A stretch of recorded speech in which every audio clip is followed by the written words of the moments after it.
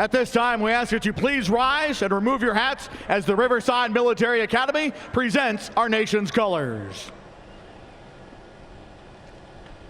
Please remain standing as United States Air Force Chaplain Lieutenant Colonel Antonio Ortiz offers today's invocation. Let us pray. Heavenly and loving Father, thank you for giving us life and freedom.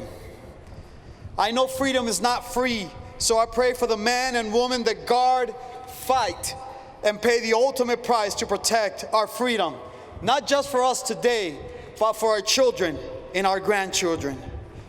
We also pray for the safety of our drivers and a wonderful day to enjoy with our families.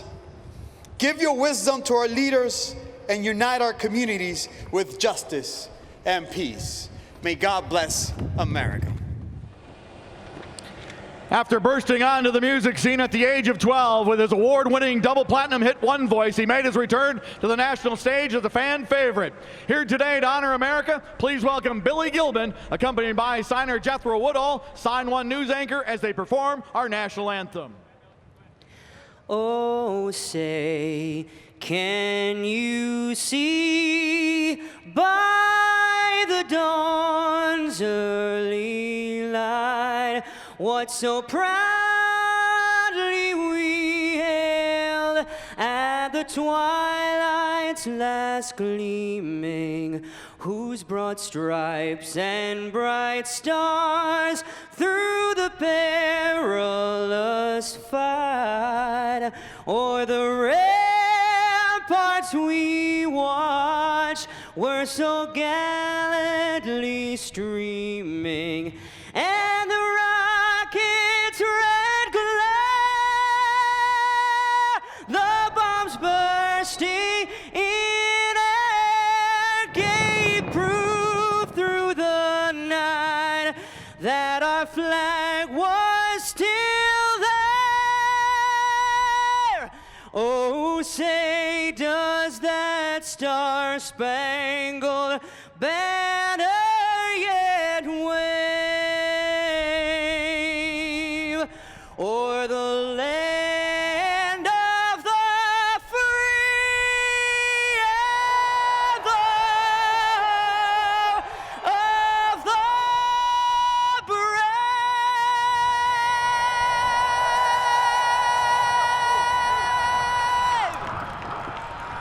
Drivers getting ready to hang on for 500 miles at Atlanta. It's bumpy, it's rough, and it will be fun for us to watch. Come on back here on Fox.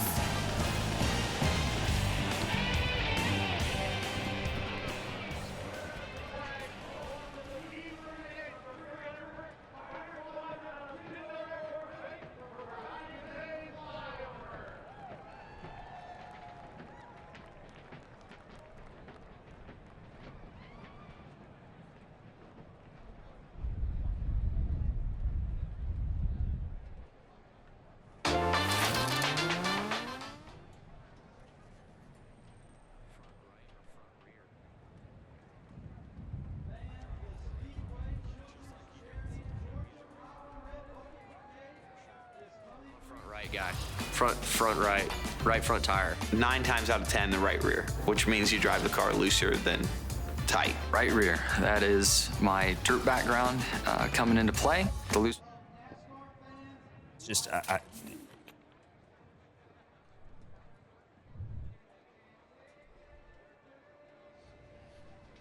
you good with that? Just hand him a mic. Who said that? No,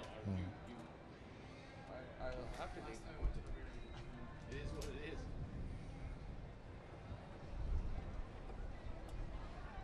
No, but the 10 is me leading to PA. Okay, so give me a 20 and a 10.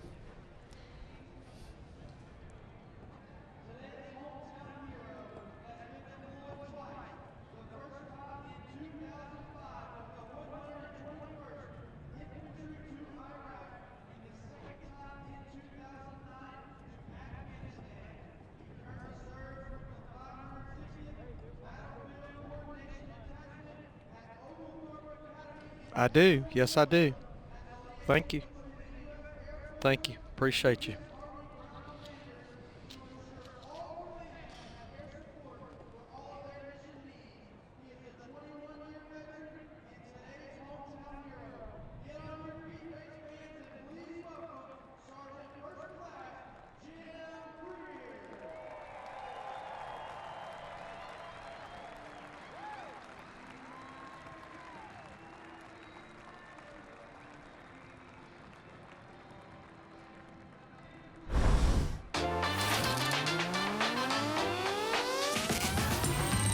front right or front rear? I drive off the right front, just like he does. I know he's a right front guy. Front right, for sure. I'm a front right guy. Front right, right front tire. 9 times out of 10, the right rear, which means you drive the car looser than tight. Right rear, that is my dirt background coming into play. The looser the car, the better things turn out for me. The one that you respect the most is that right rear. That one loses grip, so do you. You know, I've never really agreed with people that say some guys drive off the right front and others drive off the right rear. The whole separating that, maybe I'm just the weird one that's somewhere in the middle. Yes, I drive off of both right side tires. And I also like to include the lefts as well, because when you have 4 tires, that's better than 1, 2, or 3. Wait, what did you guys drive off of? I was always more worried about that right front. I Right didn't want front? that thing to blow. Right front? I wanted both of them to work. Both of them, yes, that's good. You know, one thing I've noticed today is it's a lot different, the temperature and the weather, than what we've had all weekend. About 66 degrees out there, and there's 19-mile-per-hour wind gusts. That's going to play into this race today. So the big thing at Atlanta is that it rained last night. This track, when it's green, has the most grip. So the first lap is going to have the most grip. Every lap after that, it's going to have less. It's going to get slicker and slicker and slicker. And the sun has come out today, so it's going to be a big challenge for these guys. Yeah, the wind and everything that we're talking about is going to throw these guys for a curveball that they weren't expecting today when they went to bed last night. Cloudy all weekend long, sun's out, as you mentioned. It's going to be a lot of fun for us to watch. Elbows will be up in these race cars. These guys are going to have to work their butts off today. First mile and a half of the season, and of course that sets us up for the rest of the year because we have so many of them on the schedule. All drivers will say that this track has a lot of character. There's also a lot of character in the booth. Mike Joy, Darrell Waltrip, Jeff Gordon, take it away. Shannon just called us characters. It's a beautiful day for a motor race here in Atlanta. The sun is shining, 60 degrees, totally unlike anything we have seen this weekend, but we are ready to go on a great sunny Sunday in Atlanta. We are joined today by a very special group of Americans of whom we are most proud. For today's command, please attend to the video screens. I'm Brigadier General Dale Alford, an Atlanta native and the Commanding General of Task Force Southwest. And these are some of the Marines and sailors currently serving along my side here in Helmand Province, Afghanistan. We're coming to you from halfway around the world to say, drivers, start your engines.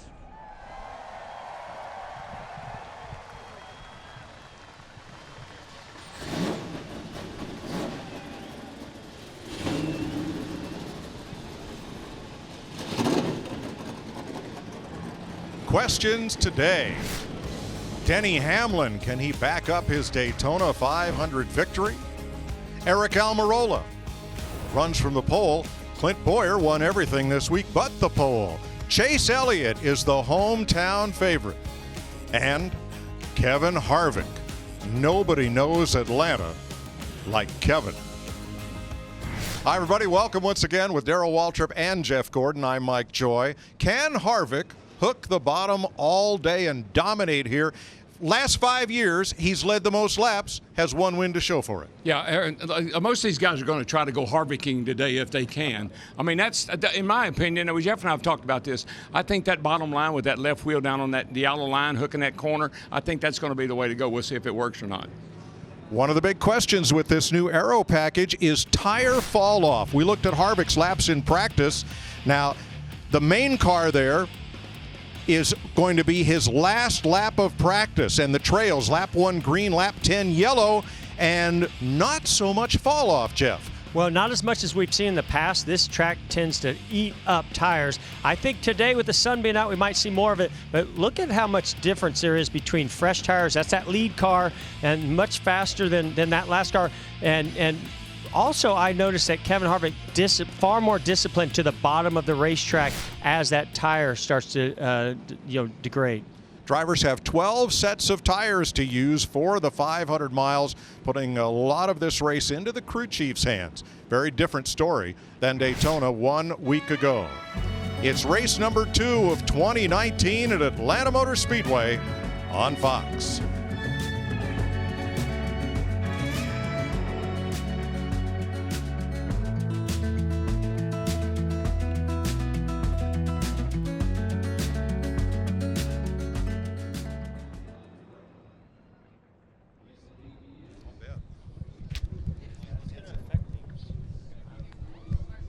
Headset 1, 2, 3.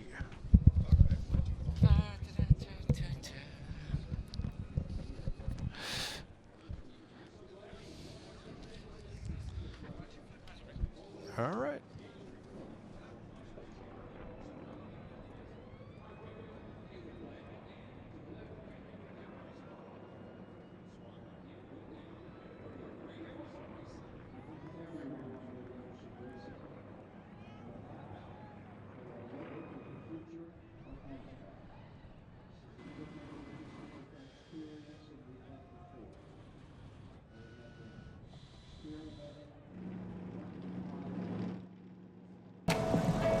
And finally, we are ready to race. This is the start of something great.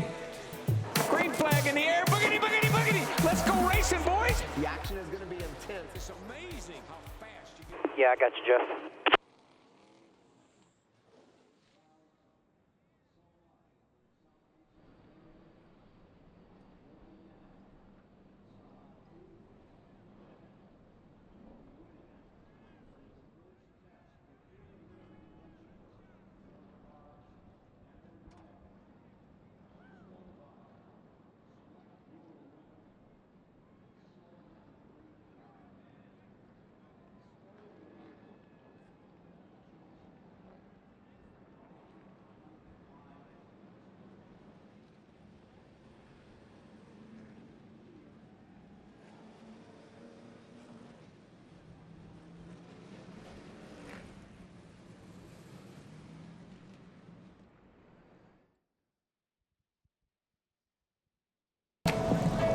And finally, we are ready to race. This is the start of something great.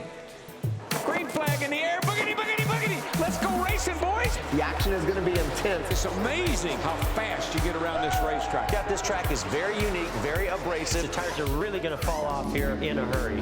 Kevin Harvick puts on a clinic.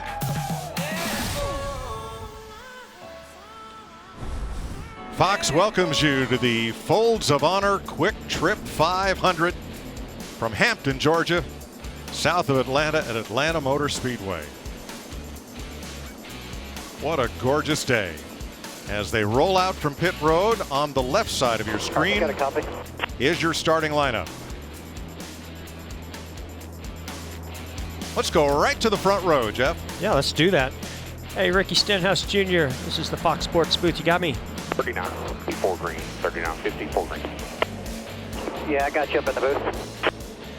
Well, Ricky, I know how much you like this racetrack. You've qualified up front so many times. You did it again this weekend. But, man, so many unknowns today. Just tell us, I mean, what are your expectations with this race once we get the green flag?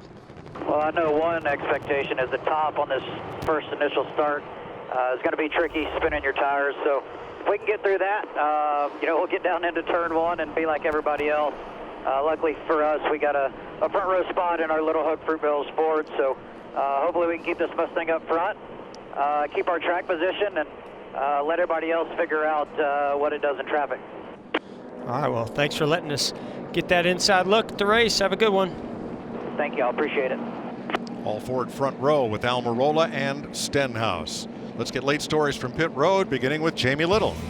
Well, Mike, there was a lot of talk about Clint Bowyer this weekend. He was fastest in both practice sessions and 2 out of the 3 rounds in qualifying. Well, I talked to his crew chief, Mike Bugaravich, sitting right here. He told me single car speed will not win this race. He had to go to work on that car overnight, made a lot of changes because it's all about handling. He said if we can have a little bit better handling and speed, watch for the 14 to go to victory lane today. Matt? Jamie, Kyle Busch will give up that third row starting spot, dropping to the back after that practice crash on Saturday.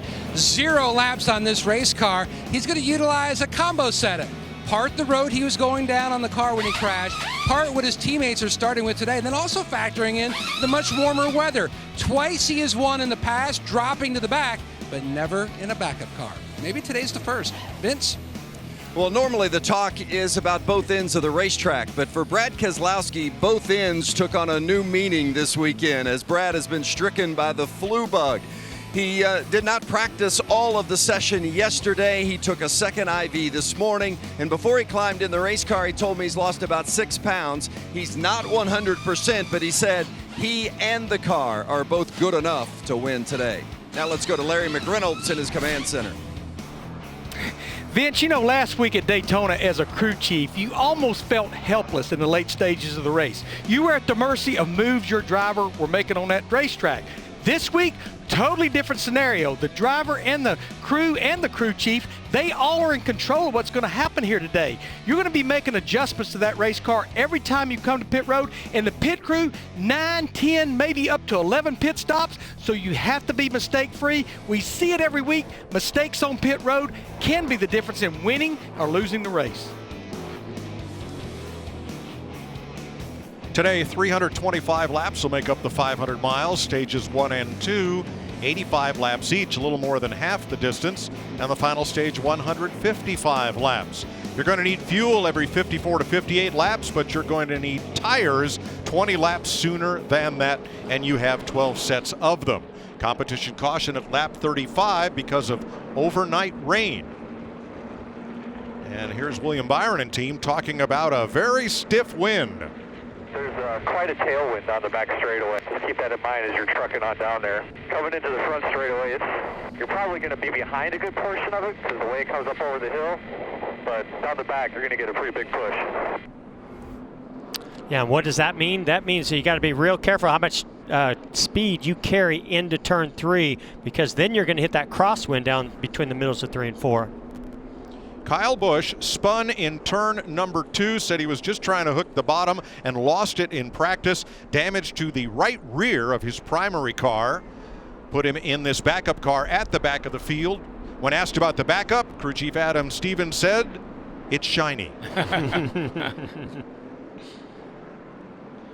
Here's some Clint Boyer team radio. Let me know what you're seeing all day too, bud. What we're fighting, what other people are fighting. Obviously, we got a lot to learn here with this package. New for everybody. We just got to do a better job of managing it than everybody else. Only in NASCAR do you get to talk to and hear from the players when they're on the field waiting for the first snap. It's looking pretty good, Mike. He was talking about that wind. It's huge going down the front, and you will have a good tailwind down the back. But right now, these guys are up on the wheel, anticipating the start of this race. Flags in the air. Boogity, boogity, boogity. Ooh, let's go racing, boys.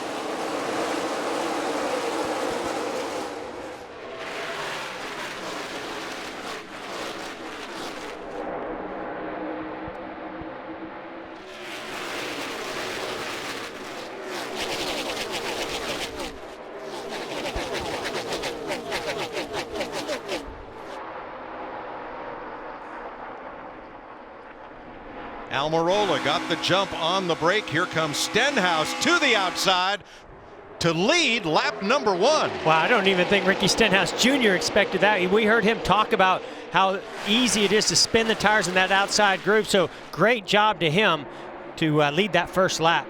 Yeah, it's such a debate, Mike, about whether we want to run low or whether we're going to run high. That will be determined as we get into this race a little bit. But right now, that 10 car around the bottom looks pretty fast. Well, we know who's going to run high, and he's already there. Kyle Larson up against the fence down in 1 and 2, made up a few spots all the way up top, even down at this end of the racetrack at 3 and 4. I think that's the deal. Harvick likes that bottom, and we're going to see him hook it around the bottom. Then Larson likes the top. So we're going to get a good idea here pretty early which way is the best way to go. Denny Hamlin up top, your Daytona winner, Clint Boyer. Boyer was fastest in practice, fastest in qualifying rounds 1 and 2, and fastest in final practice. But I think he said it best. Clear. Felt like they got a little snookered there on qualifying. Remember, he and Austin Dillon had a battle getting off pit road, and it really hurt him.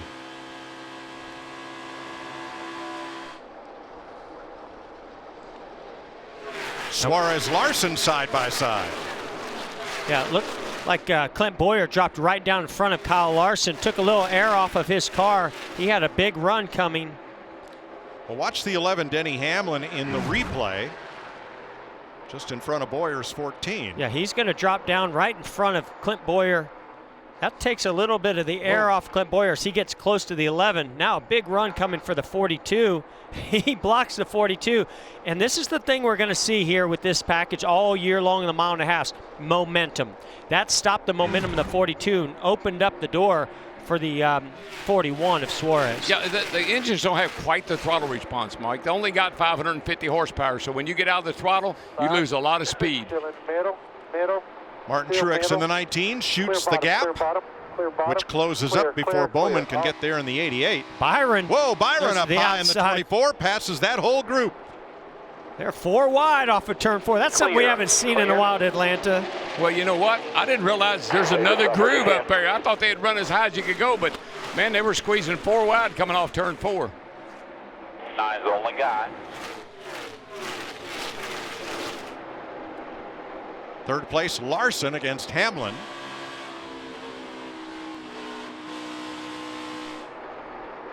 Look at this, Mike. I mean, 2, 3, 4 wide is whatever it takes. When Austin Dillon was one of those that was caught in the middle of the lap before, he lost some momentum. He's still trying to get single file. And here comes Keselowski in the 2 IV bags full of fluid yesterday because of stomach flu that he and his wife both contracted. He did run a little bit of final practice yesterday, said he's good to go today, but Austin Cindric, who also practiced that car, will stand by in relief. Well, Keselowski wasted no time. He's feeling pretty good right now. His car's hooking the bottom really well. Already at just 6, 7 laps, the bottom is the way to go right now. I mean, the guys that are making the passes pretty consistently are on the bottom of the racetrack. There was some debate. Jeff and I talked to some guys down there about not having the power to run the bottom. It might bog you down a little too much. Might want to be a little freer up around the top. But the bottom is the shortest way. And time again, we've seen Kevin Harvick prevail running that bottom lane. Harvick's on the move. He is 8th after starting 18th. Interesting, Kurt Busch decides to run the middle of the racetrack. Kevin Harvick's going to take advantage of it. I mean, he's already passed 10 cars in 8 laps. I'd say he's moving pretty good. Now this is going to give us a good indication of these 2 lanes. You hear Harvick using that throttle. Now see, that's a little bit different than what we've seen in the past. I don't know if maybe Harvick missed it just a tiny bit, but typically that would have been Kevin Harvick making a pass. Now Harvick goes to the outside because the 19 of Truex gets a big run from the top groove off of turn 2. Jeff, we're seeing runs develop here much like we did last week in Daytona. Well, this would be my only fear of trying to run that bottom like Kevin Harvick does so well, is if you have to get out of the throttle, you just don't have the recovery with this horsepower to be able to make up that momentum that you lose. And that's what we saw that Martin Truex Jr. took advantage of. Here's Kyle Busch in that backup, untested backup car. Started out back, he is up to 23rd. Martin Truex passed Kurt Busch. Truex moves up to 7th. Pole sitter Eric Almirola has led 9 of the 10 laps in Atlanta.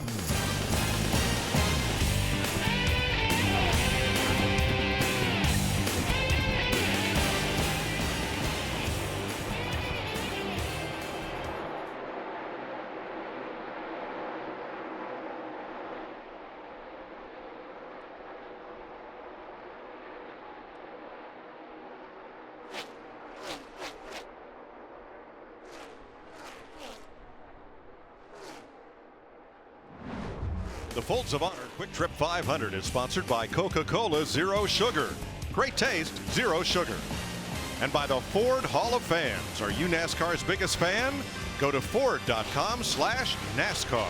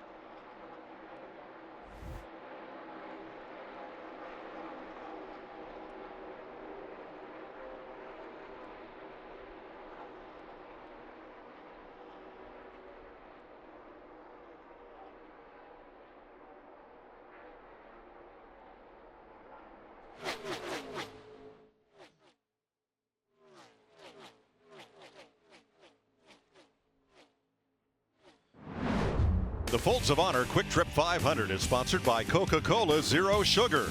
Great taste, zero sugar. And by the Ford Hall of Fans. Are you NASCAR's biggest fan? Go to Ford.com/NASCAR. Coming around to complete 15 laps, Aric Almirola is your leader. Here are your Ford Performance track facts.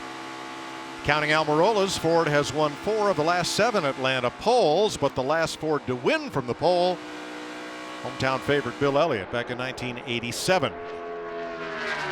Ricky Stenhouse led the first lap, and Almirola's been the leader ever since, Vince. Well, and they had a great run in qualifying on Friday, and they prepared for it. Aric spent a lot of time in the simulator, the Ford simulator, working on a qualifying lap, and that is exactly what paid off, giving him the pole position. Right now, the car getting a little bit too tight, building tight, so they're going to make an air pressure adjustment at their first stop. Mike, I know we talk about Aric Almirola all the time, but the way he finished up last year, 2018, finished 5th in the overall standings at the end of the year, won a race. I think this guy really gained a lot of confidence at the end of last year, and it's spilling over right into 19. Stuart Haas running 1st, 5th, 6th, and 8th right now. The one car that I've noticed that's been able to make some passes and move forward, we saw it a little bit before we went to break, and that's Martin Truex Jr. in that 19 car. He seems to be able to hook that bottom better than anybody, even a little bit better than Harvick right now. Harvick's starting to make some improvements too, and you can see right there, that's how finicky it is to hit that bottom lane. You saw where Truex went into the corner. You have to get those left sides to the yellow line. He missed it, cost him a little bit of time off of 2. Remember, Jeff, Kevin Harvick had a lot of trouble in practice with his power steering. They worked on it. I'm sure they've got it fixed because the car looks pretty good, but what are they saying about the 4 car, Jamie? It ended up being a faulty pump, not once but twice, so they got it all figured out, but it put him behind because he had the issue all day Friday. So come Saturday, they had one practice session to dial things in. Rodney Childers, his crew chief, told me they really tried to focus on the bottom, what you guys have been talking about, hooking it, and they were too loose. So overnight they made changes to tighten the car up. And the 4, Kevin Harvick, saying tight on both ends. And something you guys can talk about a little bit more, these cars don't have adjustable track bars inside anymore. So if these cars have issues, drivers have to be patient and wait to come to the pits for those adjustments. So difficult to try to prepare for a race when you know it's going to be sunny and hot and slick compared to what it was yesterday when it's overcast and cool. Good battle here for second place. Ricky Stenhouse Jr. and the 42 Larson. Those two got together at Daytona. I don't know if they worked out all the bugs on that, but these two are typically good buddies racing dirt cars together. That 17 is loose, Jeff. I just saw him a little sideways off 4 there, right there. Matt? And the 42 of Kyle Larson, it seems like the only time he's got off the bottom down in turns 1 and 2 was on the pace laps. He was running down there, but up near the top, that's his money corner. The car near perfect. Where he battles a tight condition is down in the center of 3 and 4. On the left, Martin Truex is coming. He's up to 5th place, 4 seconds off the lead. Mike, I've seen it here in the past where the high groove will be the way to go for a while, but once it rubbers up a little bit, seems like migrating back down to the bottom is the way to go. So a lot of cars good around the top early. I think we'll see the bottom prevail at the end. A second may be about to change hands here. Here goes Larson right to the bottom. We listened in on Aric Almirola's team. This is a dogfight back in the field. Holy crap.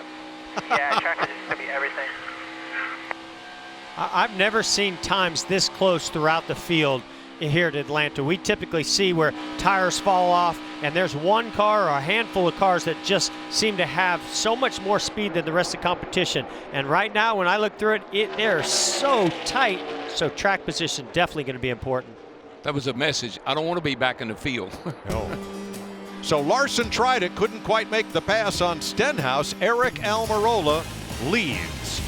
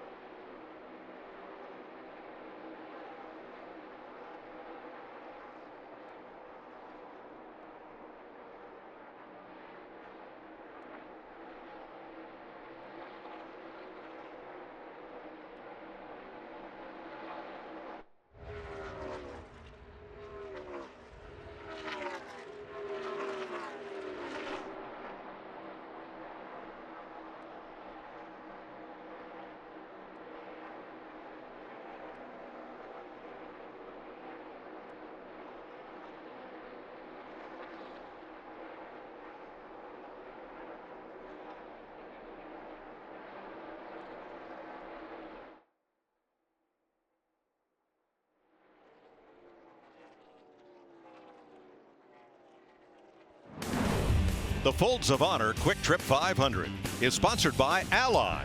Do it right. And by Toyota. Let's go places.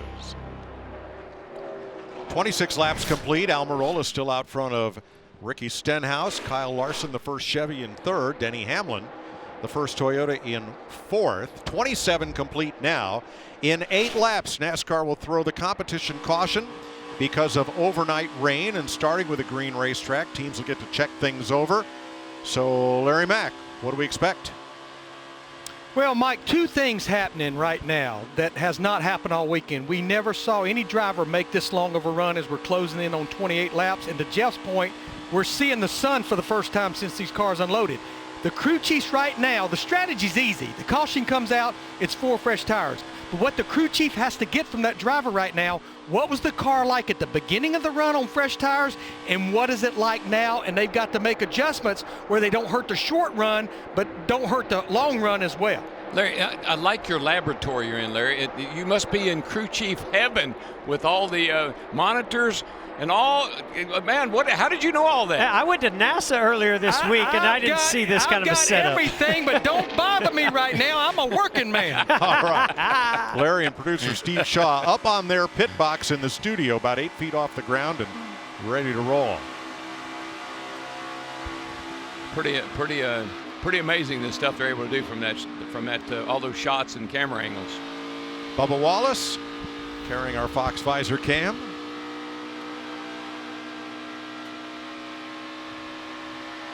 And Ryan Preece, who gave the Visor Cam a great ride at Daytona, top 10 finish. It wasn't just his first Daytona 500. It was the first time he'd ever been to the Daytona 500. Did a great job.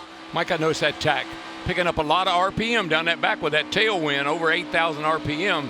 I bet if we looked at it going down the front, it wouldn't pick up like that. This battle continues on right here with Kyle Larson and Ricky Stenhouse, and 3rd and 4th is closing in on this battle.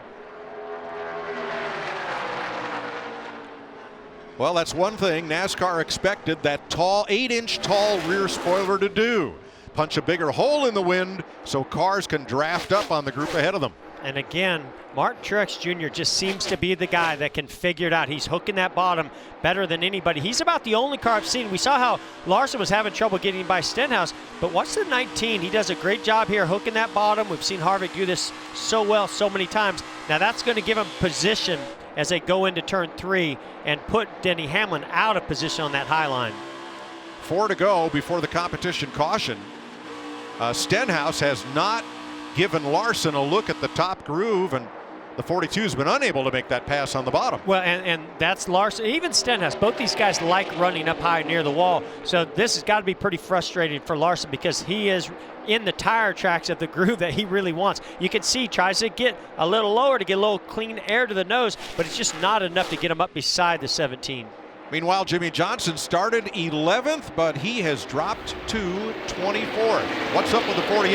Yes, he's lost 12 spots already. I talked to his crew chief, Kevin Mendering. Remember, he is a rookie crew chief, so he's trying to figure out exactly what his new driver wants and needs. In practice, they ran around other cars, and they were on both ends of it, from loose to tight. Well, they missed it at the start of this race. Jimmy is extremely tight. They keep telling him, hang in there, we'll get you fixed up on this stop.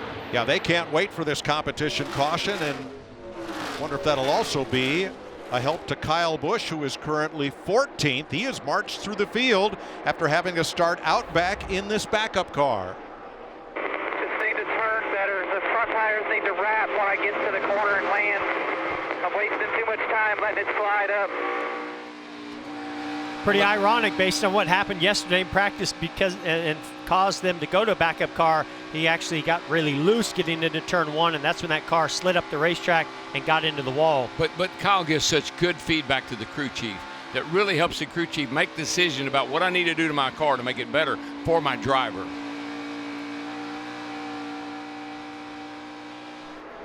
"35 laps will go up on the board this time. And once the field cycles through, NASCAR will put them under caution. And that's something they typically do when there's rain the night before. Larson hasn't given up on this yet. I think Kyle Larson was watching his mirror, watching what the 19 was doing. This is the competition caution. Oh, I think the 42 might have snookered the 17 there a little bit. Might have gotten squeezed ahead of him just before that caution came out. I'm not sure what took place there. We'll see. That's the voice of Tim Berman, one of 2 new race directors in the Cup Series for NASCAR, replacing David Hoots, who retired after the Daytona 500. We're under caution in Atlanta. Now, a quick word from Duracell. This is the #1 trusted brand. First caution flag of the day. Matt Tifft will get the free pass. He started out in back. But Mike, one thing that never changes, put it out. I think I've heard that my whole life. It just seems to work well. Everybody understands it. Doesn't matter who's doing it. That's just everybody understands it. All right, fellas, on pit road, time to step it up. This is going to be a big part of this race today, is what these pit crews, how they react, how they can make adjustments to the cars and still get their driver off pit road in a hurry. Yeah, we've seen some of the good cars come from the back up mid-pack and beyond, but really and truly, we haven't seen really great racing up front until right there just before that caution came out. And watch for some gamesmanship at the far end of pit road, because you would prefer to come out in an odd number position to start on the inside lane. Yeah, that it outside seems to have more traction than the outside lane all weekend long. That outside is treacherous. All right, here they come, Jamie. And the 17er, Ricky Stenhouse Jr., doing a nice job, but he just said he gets tighter as the run goes on. He's having to lift and come off the gas too much, and that loses momentum. Too tight is the word. They'll free him up just a bit. Matt? And Kyle Larson in the center of your screen just now hitting his box. He said that the car was heavy on the splitter when he would take the high line down at turn 3. He needs to be much more free this run, Vince. As for the 19 of Martin Truex Jr., just a little bit snug in the middle, and then it tends to break loose a little bit on exit. 4 tires, air pressure adjustment for Truex. And then for the leader, Eric Almirola, building tight so that right front is getting angry. Keep an eye on the exit of the pit stall, too. The pit box is concrete, then goes immediately to blacktop. They're a little bit concerned about spinning the tires there. Almirola, it's a little bit of struggle. Looked like Kyle Larson first one off pit road. Larson comes out first. Going to be a long stop for Daniel Hemrick, who spun entering his pit. There's the race off pit road. Larson, Almirola, Harvick, then Hamlin.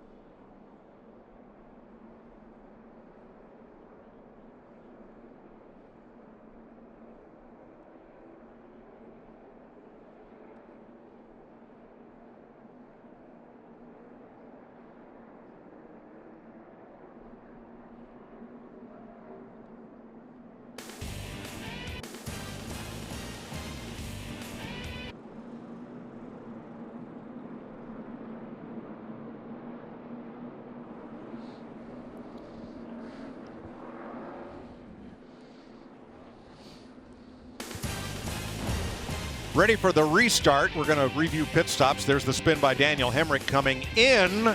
They did not service it right there. Had to get him around in the box. Wheel spin for Eric Almirola coming out, and he gets beat.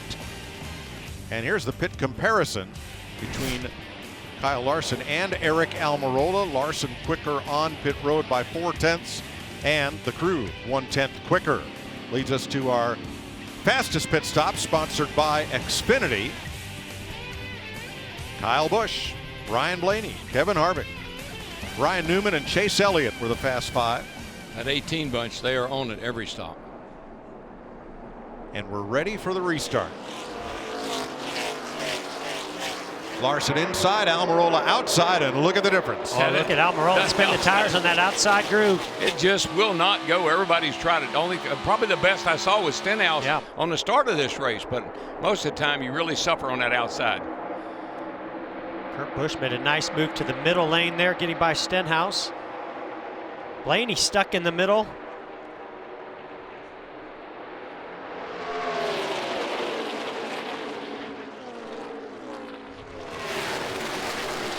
This is kind of what I expected. I expected for the first couple laps where these drivers can run wide open, there's a lot of grip in the tires. I expected them to be in these tight packs, running 2 and 3 wide until they can get, kind of their position, and the tires start to fall off a little bit. Doesn't take long though. No, and I think this is where Kevin Harvick is going to decide, is my line, is my bottom, being a bottom feeder, is that the way to go today? Because he's up there with the leaders now. He gets a good look at them. They get a good look. They get a good look to see what he does. A lot of 3 and even some 4 wide. Coming off that restart, Keselowski side by side with Kyle Busch. That is for 7th place. Matt?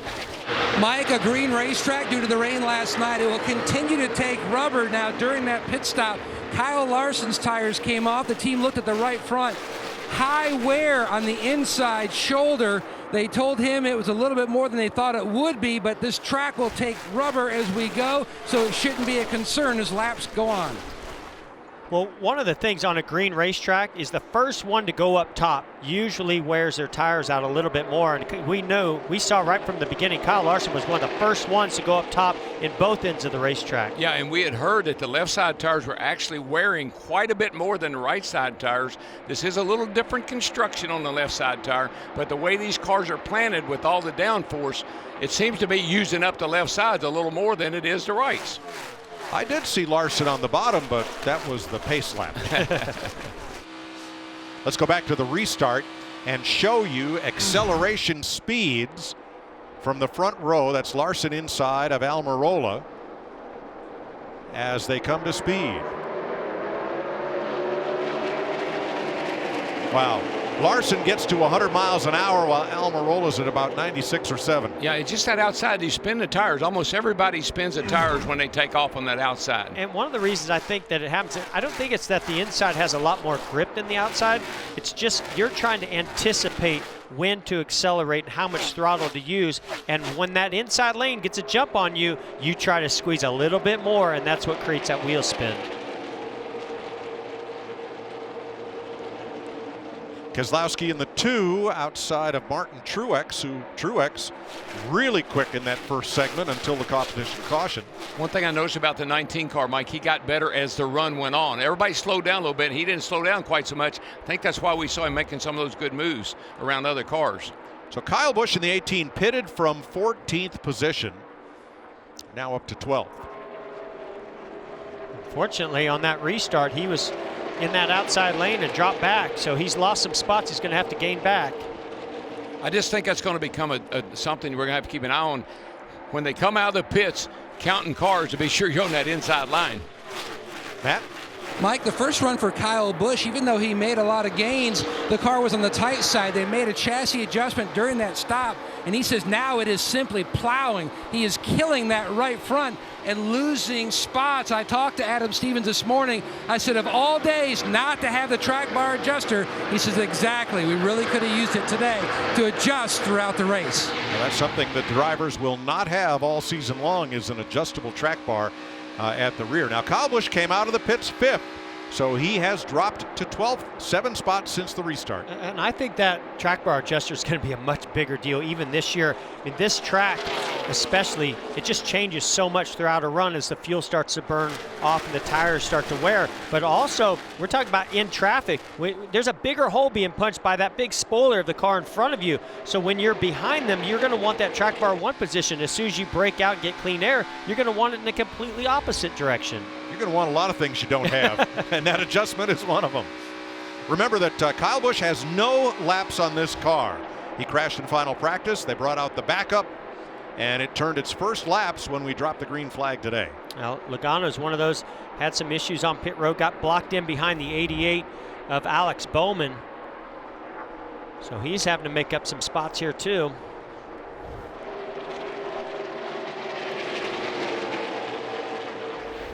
Bowman in 15th.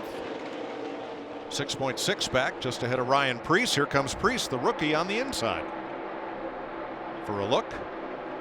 Now Daniel Suarez ran up toward the front in the first segment of this race. Now, Vince, he restarted 12th. He's 18th.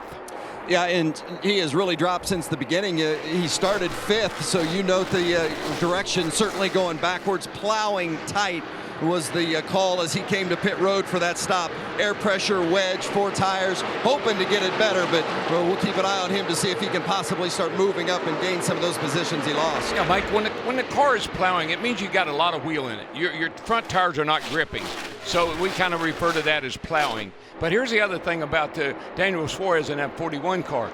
This is a new team for him, new crew chief. And I heard him say in an interview, they're starting to understand my language. They kind of are beginning to communicate better, and that may be a miscommunication just in this first go-round right here. They'll get things smoothed out a little bit as the day goes on. You know, guys, conventional wisdom from all the years that we all raced is when the sun was out, the car would be loose. When the sun would go in and be overcast, the car would be tight. We've been seeing this over the last few years, that it's almost working opposite. And I just think that it has thrown these crew chiefs and these drivers a big curveball with the sun being on this racetrack today and where we've been overcast the entire time we've been here. See, Larry, that's something that Jeff and I talked about in the pre-race show. Do you want the car to turn off the right front, or do you want to turn it off the right rear? And I think that the general thinking is we want it to turn off the right rear. When the track gets slick, it won't turn, so you end up with a push because it won't turn. Or a plow if you'd like. 52 laps complete. Kyle Larson out front.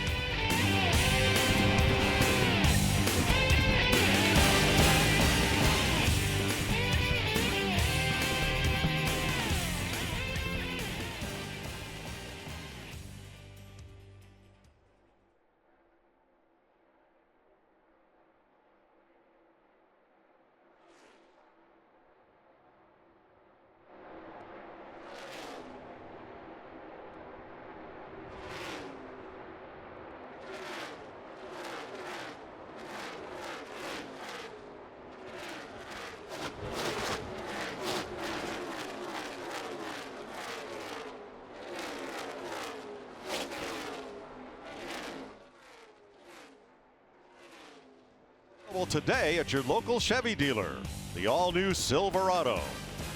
The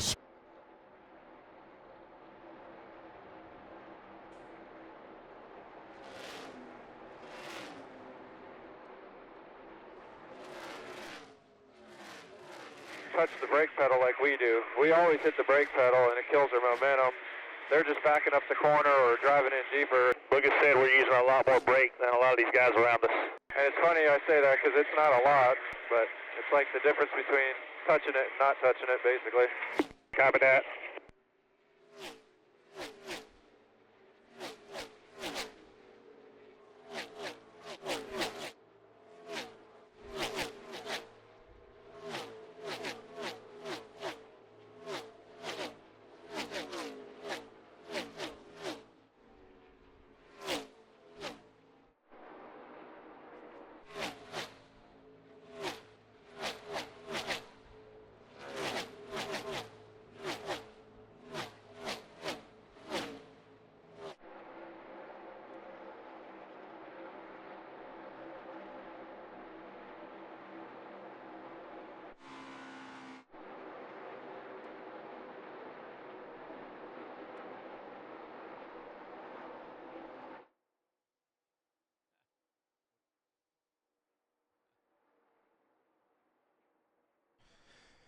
It's here and it's available today at your local Chevy dealer.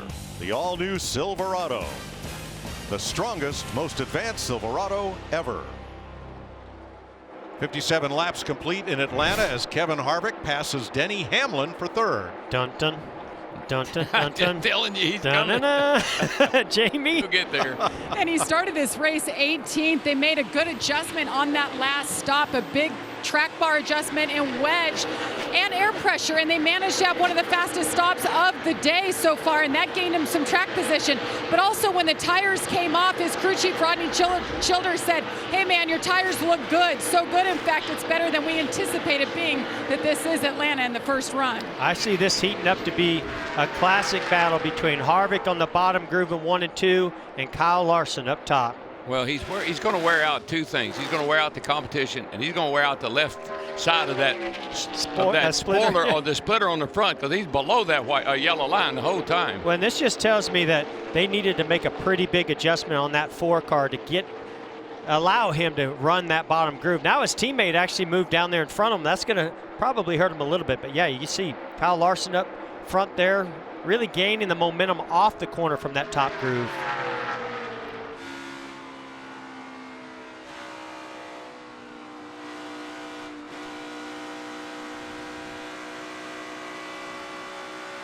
So 2 of the Stewart-Haas cars right up near the front. Here's Clint Bowyer in 9th place. Touch the brake pedal like we do. We always hit the brake pedal and it kills our momentum. They're just backing up the corner or driving in deeper. Lucas said we're using a lot more brake than a lot of these guys around us. And it's funny I say that because it's not a lot, but it's like the difference between touching it and not touching it, basically. Copy that. When we talk about momentum, how important it is, and so you don't want to slow that momentum down too much. Sounds like they're having some debate about how to get the car. Ooh, we see Clint Bowyer have a little issue getting to that yellow line. But one of the ways that these teams know who's using more or less brake is the brake dust that builds up on these wheels. Something went through your nose and knocked a pretty good hole in it. Looks like about the size of a tennis ball from up here. Uh-oh, that's never good. That's never good. But, Jeff, about the same token, when you have teammates out there, you can kind of talk amongst yourselves about how much brake you're using and if that's helping or hurting. So you get some good feedback from your teammates. Well, let's ride with Kevin Harvick in 3rd. And you see down on the lower left, that little yellow arrow, that is his steering wheel position. But Mike, it's only 7,900 down the front. If we watch the tack, watch this tack go down the back where the tailwind. And you just saw that brake. That will turn bright red if he's on the brakes really hard with a lot of pressure. He barely just feathered that brake pedal right there. He just barely touches it to turn the car, keep it on that yellow line. Almost 300 RPM difference front to back, just with that tailwind really giving you a nice push.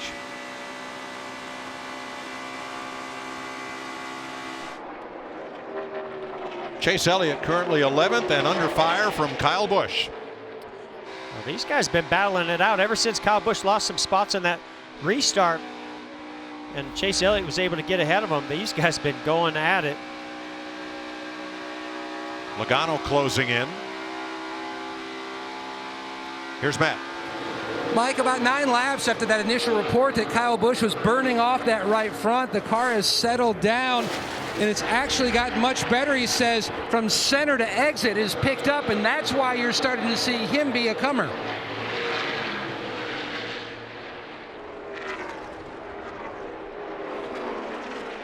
I think, and Jeff, I think most of these drivers, some of them anyway, are experimenting a little bit. Am I good on the bottom? Am I good on the top? You know what works? Good time to do it. Vince?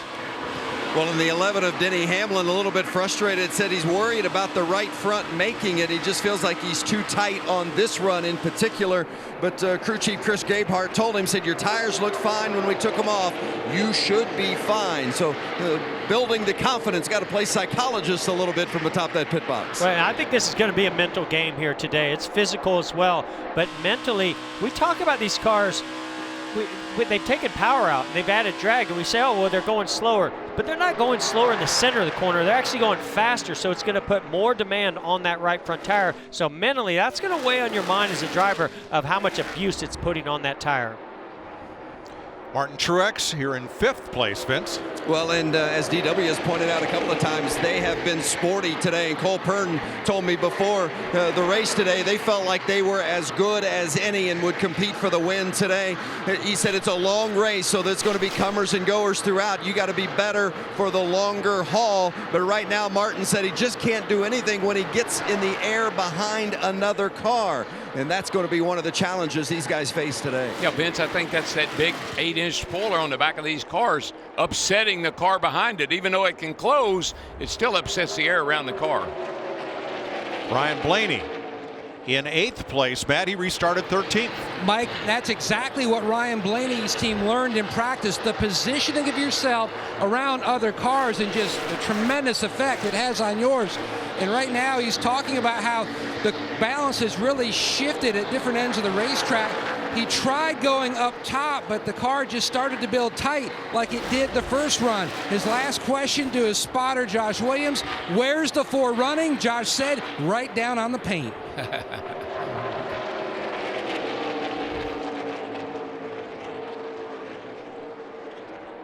Kurt Busch in 7th, about 9.4 back. He is the 2nd Chevrolet on track. Kyle Larson, of course, is the race leader, as Kevin Harvick now up to 2nd place.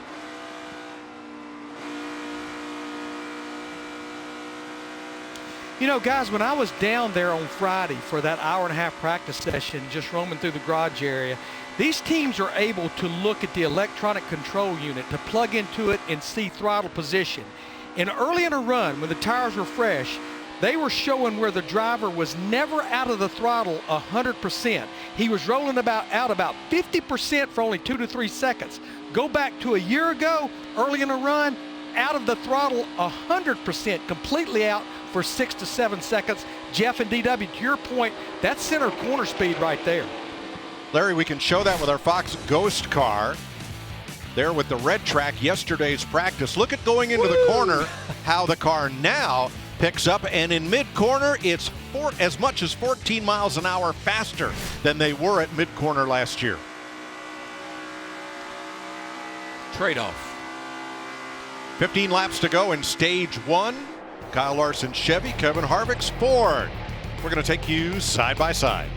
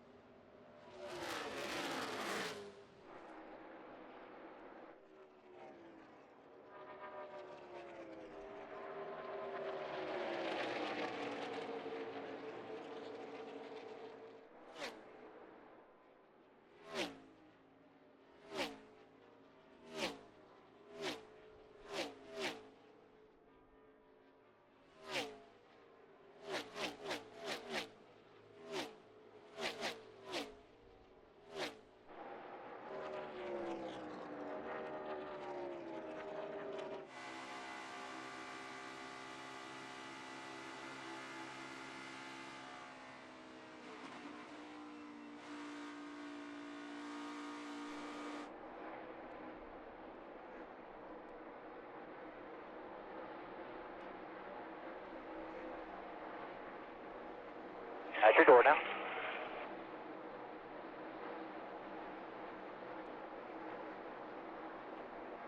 Door, quarter, clear, all clear.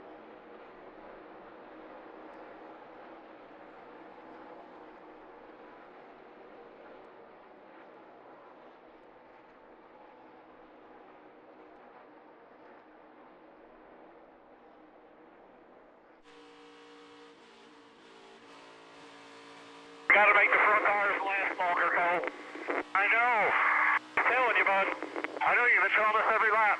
We got it. We'll work on it when we pit.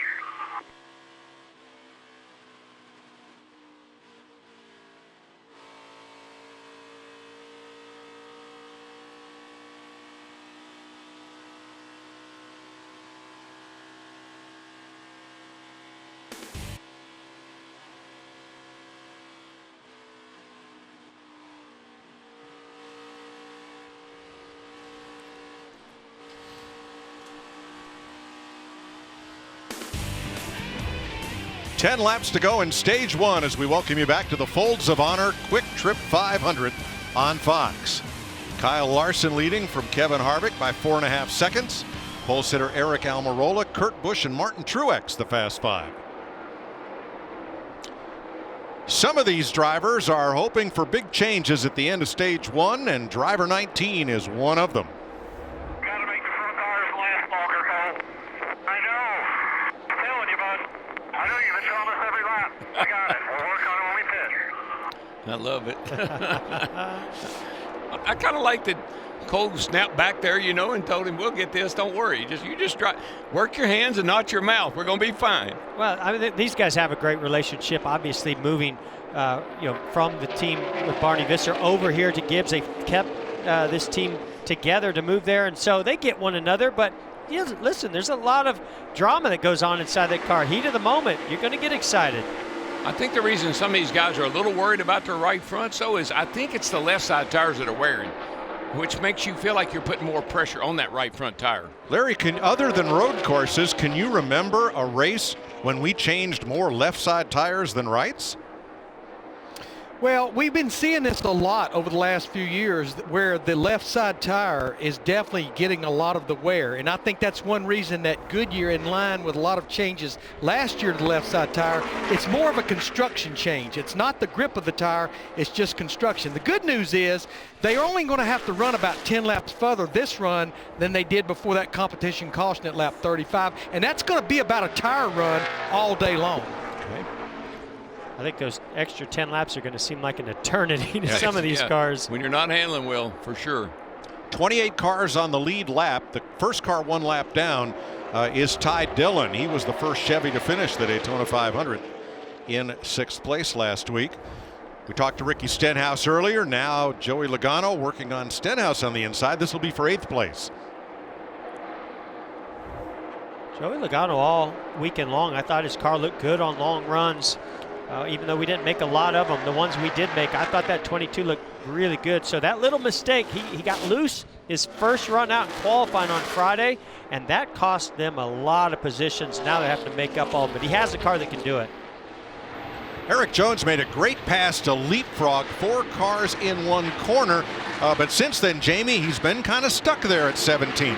Yeah, his car definitely not handling like he wanted to. They got behind yesterday in final practice on Saturday. He had a power steering issue. It turned out a seal in the power steering box was not installed correctly. They got it figured out, but they're a little behind today. He said he was tight to start. They made an adjustment on that only stop we've seen today. And right away, he said, guys, I'm tighter already, so they need to definitely take a bigger swing at it for this next stop. And Mike, we've heard quite a few people complain about steering problems this weekend. I think, and Jeff, you may or may not agree, but all the downforce these cars have on them right now is putting added pressure on the steering system itself. Could be why we're seeing some of these problems pop up. All right, we are 4 laps from the end of stage 1. Matt. Mike had a conversation with Danny Stockman this weekend on the 3 of Austin Dillon. He said, the thing about this package is there's such a fine line on the balance between being loose and being tight. Every lap we make is a learning process, but they have been on the free side much of this race to the frustration of his driver.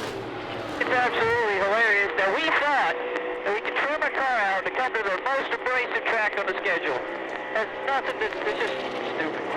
Keep working on it here. My fault. It's just my fault for believing. Just keep fighting harder, man. We'll make the best of it. We'll do what we can here. Well, that's interesting because we've heard some rumors about some teams possibly bringing more of a speedway type body or package here because they were going to be wide open. But to Austin Dillon's point, you may have wanted that in qualifying. You definitely don't want that in the race here, and this is showing up right now. Side by side working past Landon Castle's lapped car. Daniel Suarez there, and here comes Logano. This is on Denny Hamlin for 7th place as Joey keeps coming to the front. Final lap of stage 1. Larson was able to get out front there on that restart because he started up front. But I'm curious to see what happens after this next set of pit stops because Kevin Harvick has just slowly but surely been cutting into that lead. Yeah, most every lap, Kevin Harvick's been just a little bit quicker. Every now and then they would trade off, but a little bit quicker. All right, a playoff point to the Stage 1 winner, and that will be Kyle Larson. His 6th stage win on a 1.5-mile track. Harvick second, Almirola third. Kurt Busch, Martin Truex the top 5. Points also to Blaney, Logano, Hamlin, Stenhouse, and Bowyer. Kyle Larson, Mr. Highside, wins Stage 1.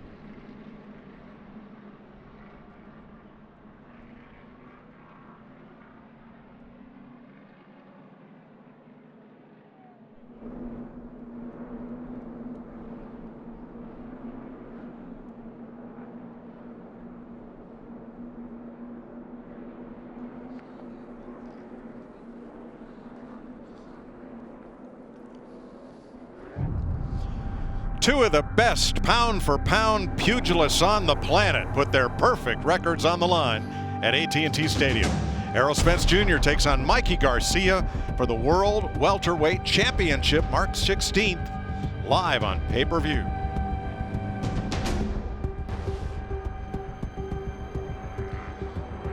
One stage in the books, Kyle Larson was the first to the green and white checkered flag.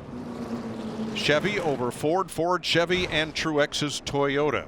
The pits will be open this time for the lead lap cars, 26 of them. Here's Jamie. And Kevin Harvick in the 4 comes in second. He's up 16 spots since the start of the race. He said definitely better that run. He wants more of it. They'll throw another wedge adjustment at it, as well as an air pressure in the right front and right rear, Matt. Impressive run by Kyle Larson during that stage. He said the car felt good on the bottom of 1 and 2, but it was a hair quicker up top. That's why you saw him moving around. The balance was neutral during the center, a little tight at the end. No changes on the 42, Vince. Eric Almirola pits from third after leading 36 laps from the pole. Just too tight in the center and loose off. Needs some more side bite. They're going to take air pressure out of the right rear, wedge out as well, and Almirola off pit lane. Harvick first one off. For the second time, Logano gets blocked in by Alex Bowman's car. Now, they were both stopped legally in their box, but there just wasn't room for Logano to pull out. Second time that's happened. And this is when on Friday, when you don't qualify well, it can come back to haunt you all through the race. Eric Almirola, our pole sitter too fast entering pit road will be the penalty. Let's talk to our stage winner. What do you say? Hey, Kyle Larson, CW, buddy, you got me? Yeah, I got you. Hey, man, congratulations on that stage win. The car looks awesome. Anything going on out there that's concerning you? No, my McDonald's Chevy feels really good so far. I just have a little bit of a balance shift once I get the traffic is all, out in clean air. I felt fine, but I think with these big spoilers, you start, feeling the dirty air a little sooner. So it was getting tight when I got the traffic, but I could still run some good lap times, I thought, and, move around in 1 and 2 and run the bottom and run, comparable lap times to the 4 down there. So was happy about it. Just got to, have a good, clean, rest of the race. Yeah, 10-4, buddy. You're looking good. Keep up the great work, and we'll talk to you later. All right, thank you. Larson's led 50 laps, the most so far. There is Joey Logano trying to get out of the pit box. Can't make the turn.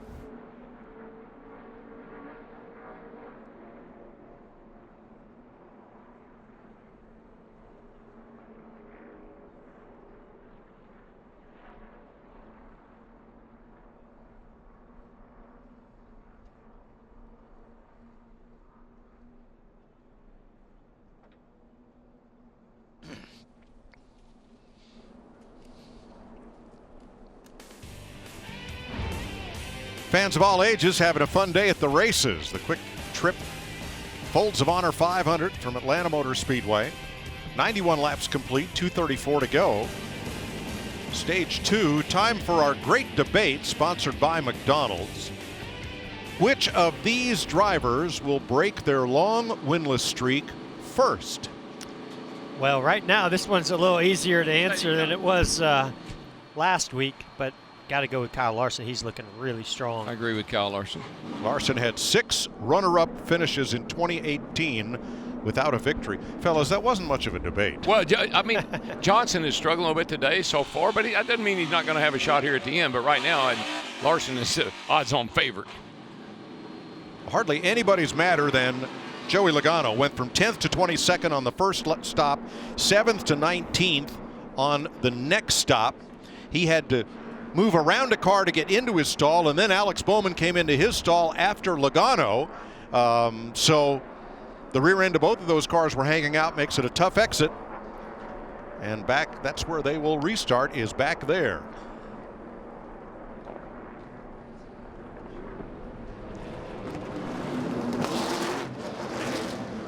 Here they come to the Geico restart zone for stage 2. Yeah, we'll keep our eye on that outside lane. Let's see how Larson does compared to the last 2 restarts.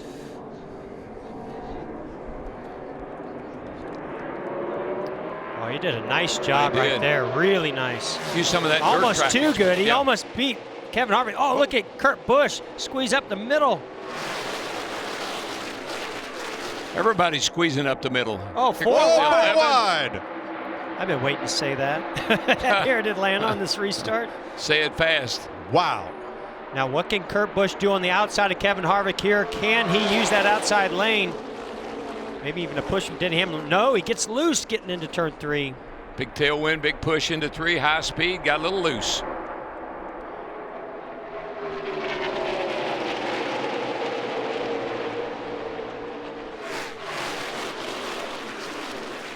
Jamie?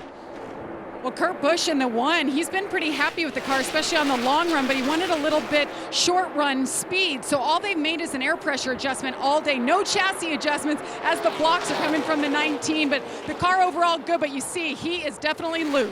Up the hill. Racetrack. Man, he got a great run off of turn 2 and drafted up behind Martin Truex Jr. I thought he was going to get to the inside, but Martin Truex Jr. put a big block on him. And here comes Blaney.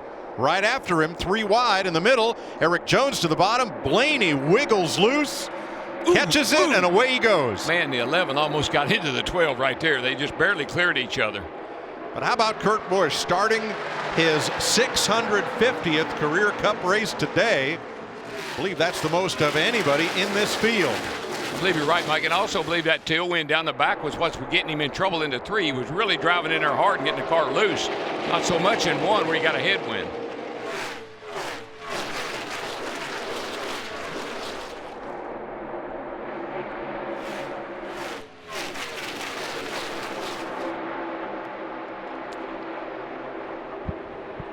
Kevin Harvick has led twice today, coming around to lead his 7th lap. Kyle Larson's led the most, 51. How about a nice sunny Sunday afternoon, Atlanta Motor Speedway? Crank it up.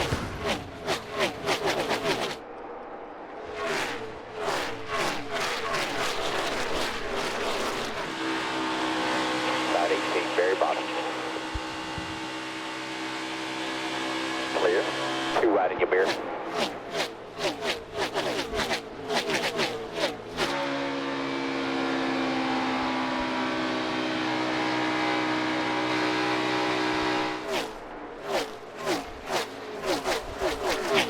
Up there.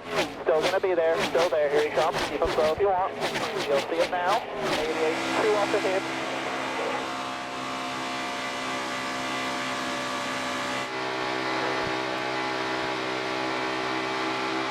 You're okay now.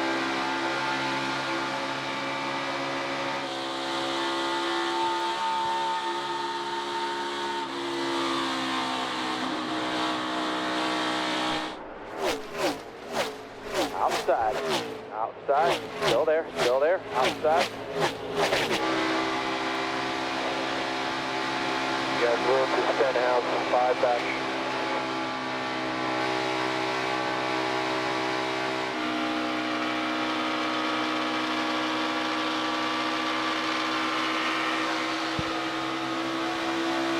Still there. Clear.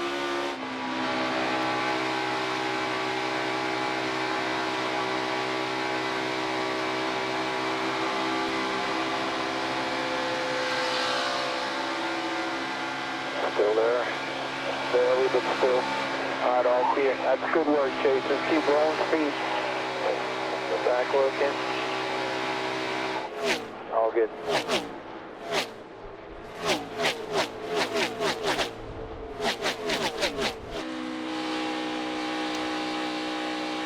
Riding with Kyle Larson as Martin Truex wiggles. Larson pounces to the inside. Well, you could just see that 19 of Martin Truex Jr. got up off the yellow line a little bit, opened up the door for Larson to make that pass.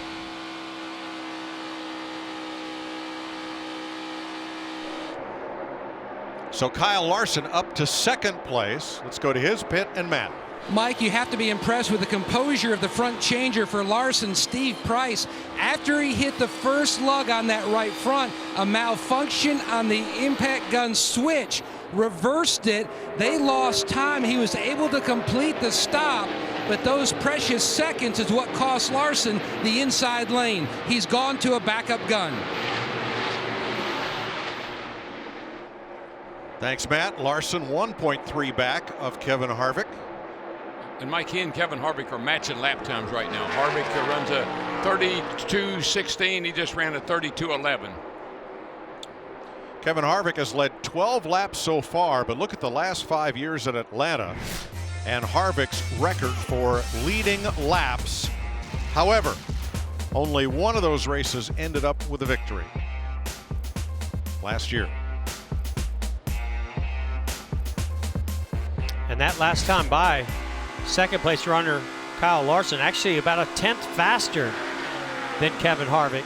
Yeah, he picked up a little time on that lap, Jeff. He ran a 32.10 to a 25, so Larson's car is really good right now. Harvick's win here last year started a 3-race streak going to victory lane. And one of the things I'm seeing right now is the top 4, Harvick, Larson, Truex, and Blaney, those are the best 4 cars on the track, have been most of this day. You got to give Blaney a lot of credit for working his way up to 4th position. Truex, he seems to be really good on the long runs. He's got to work a little bit on that shorter run. Yeah, I'm just a little bit worried about Truex complaining about his front tires. Cole said we'll make a change. I'm not sure they helped that car. Looks to me like he's not quite as good this run as he was last. How about Ryan Blaney? Blaney running 4th. His average running position in his history at Atlanta, 17th. Wow. There's somebody punching above his weight today. Kevin Harvick out in front by 0.8 of a second. Let's race. I thought you'd never ask.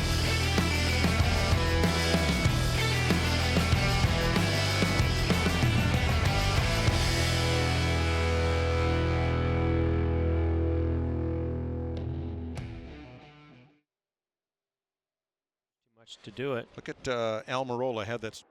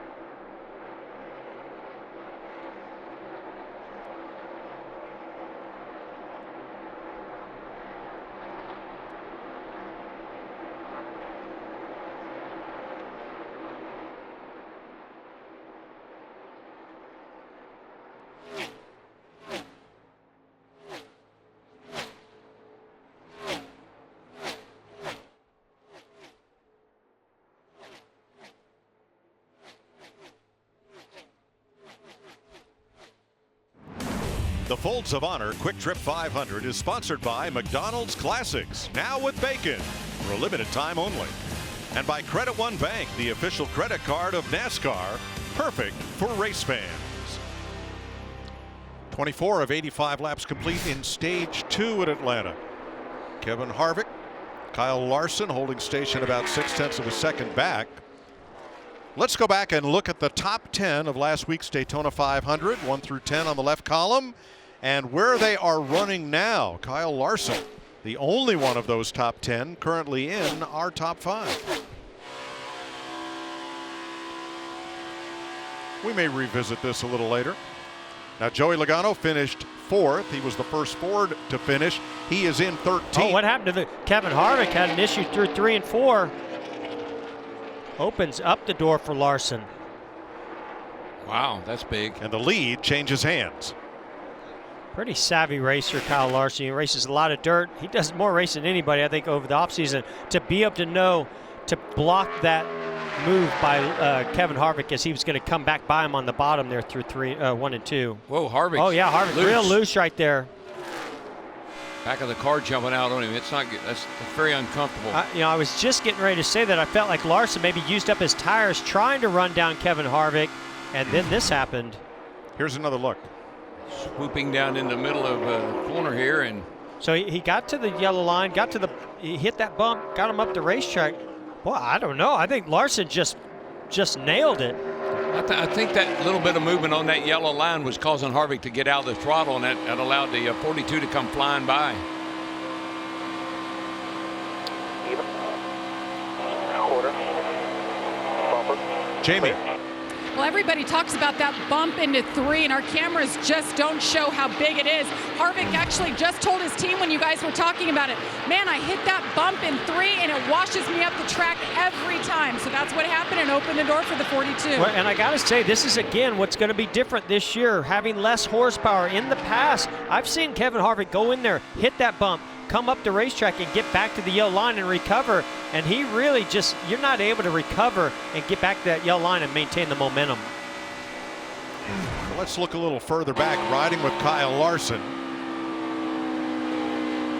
You see right there, he started wiggling as he went through that bump.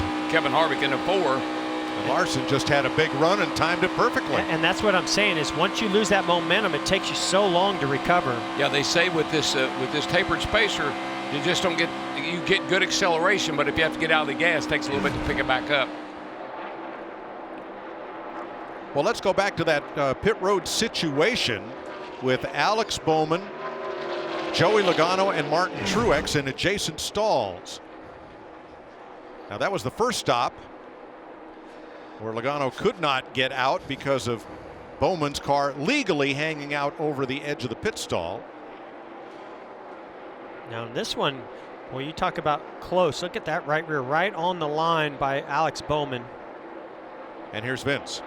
Well, and Logano, the crazy thing is his car's been good, but he's lost about 20 spots on pit road because of those very problems that you guys just showed on the replay, and he is understandably frustrated. If not, I'll push him off the jack. If I'm blocked in, I will push him off the jack. In a little tighter to the wall. I asked. He's going to work on it. I was telling him to go deeper. I'll send him deep. Okay, cool. Here, we'll figure it out down there. Larry, is this problem just due to the running order as they came to pit road? No question, Mike. And the way they're running, this is probably going to go on all day long because Truex is pulling in his box first. And then here comes Logano. He has to swing around Truex. And then Bowman is running behind Logano. He has to swing around Logano. So, and that appears to be right now the way they're going to be running a good part of this race. So this problem's not going to go away. Nobody is really doing anything wrong. I do believe he could go a little deeper in his box, so Larry. He's hanging that back in right there on the edge of that line. Kyle Larson, your leader from Kevin Harvick. A lot of 3 wide running here in Atlanta after these restarts.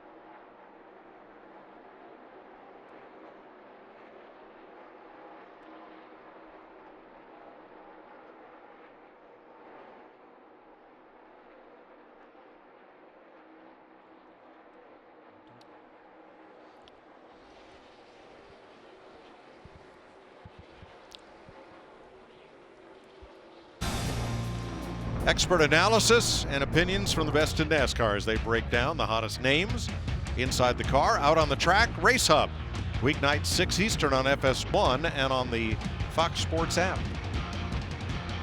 122 laps complete. 38 of 85 in stage 2. Long green runs, the only cautions we've had are the competition caution and the end of stage 1. A lot of green flag running, Larry. What do they do? Yeah, remember the fuel window is 54 to 58 laps. Throw that out the window right now. We pitted at lap 88. We went back racing at lap 92. So that's 78 laps to go to the end of stage 2. So I'm going to say, Mike, they're going to split this down the middle. And I would say within the next probably 8 to 10 laps, they'll start hitting pit road. And when one driver hits pit road, it will be an epidemic. You cannot stay out there. So 39 of 85 complete, 39 down, 46 to go, coming up on the midpoint of stage 2. As you saw, Kyle Busch up to 9th place, chasing Clint Bowyer. They're about half a second apart.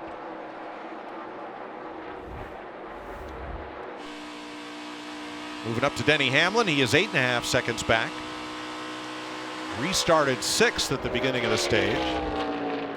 And Kurt Busch restarted 3rd, now 6th. Back to the lead. Yeah, and I've been watching this battle here. There's no doubt the 4 car is a little bit stronger than the 42, especially if they're running the bottom at both ends. It seems like when they come up on lap traffic, if Kyle Larson, looks like he's going to come to pit road. Ryan Newman already on pit road. Green flag stops begin with one of our race leaders and with Newman. Matt? Larson's team on the wall. Mike Metcalf, veteran at Chip Ganassi Racing. A lot of leadership among the organization and all the pit crew guys. You can see one can's already in. No adjustments on the 42, Vince. He said the car was a little bit free near the end. Brad Keselowski pitting from just inside the top 10. It says they need to free it up just a little bit, and we'll do that with air pressure. Jamie? Kurt Busch for the 3rd time, just an air pressure adjustment. He said he can't hit his marks, needed a little help there. Kevin Harvick surrenders the lead to make his stop. Matt. And Mike, the blue car, the 12 of Ryan Blaney, making his way to his pit stall the previous run. He said when he got down to the line, the car went free. When he missed it, it went to the tight side. He said the car's been pretty much tight this run. Air pressure adjustment on the 12 of Blaney. Vince? Martin Truex Jr., it's getting better, says it's still a little draggy, so they got a little work to do. Just 4 tires for Truex.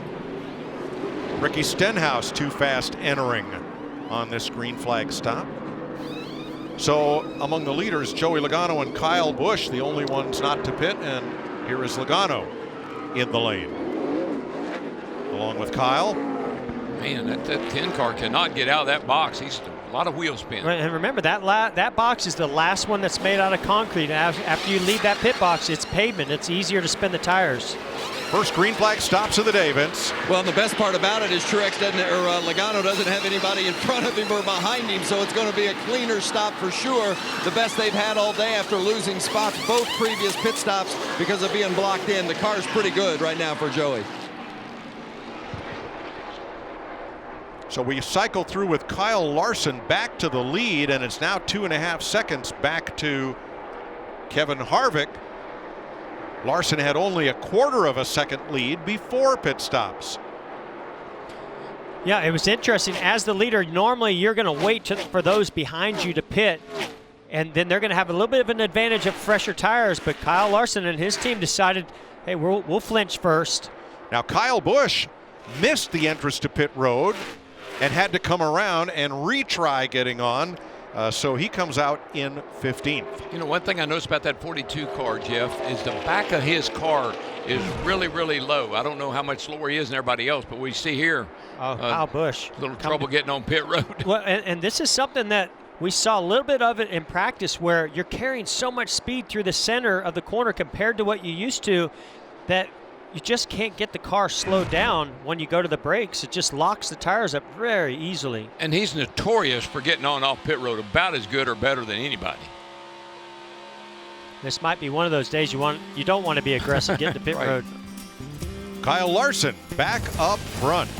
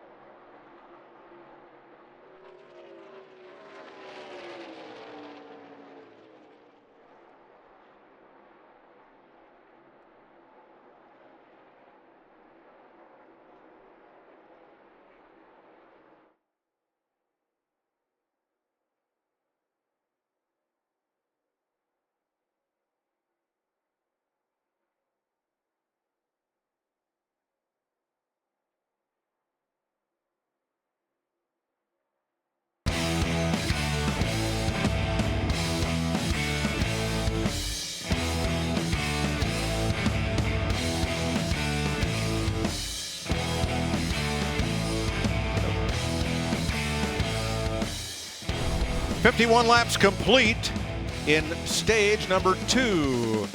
Hello. Wow. Hey, broke our camera. Oh, And, just lens anyway. There's the Classic versus Bacon battle. The 42 of Larson, that's a corporate sponsorship, but a group of area franchisees are sponsoring Bubba Wallace here this weekend. 42-43. Yep. Jimmy Johnson not had a great day here in Atlanta. Oh, Jimmy Johnson sliding up in front of Kyle Larson. And did you see the hood flap on the 42? How much air came off that 48? It blew the hood flap up on the 42 as he got up close to him. So a lot of air around those cars. Middle lane.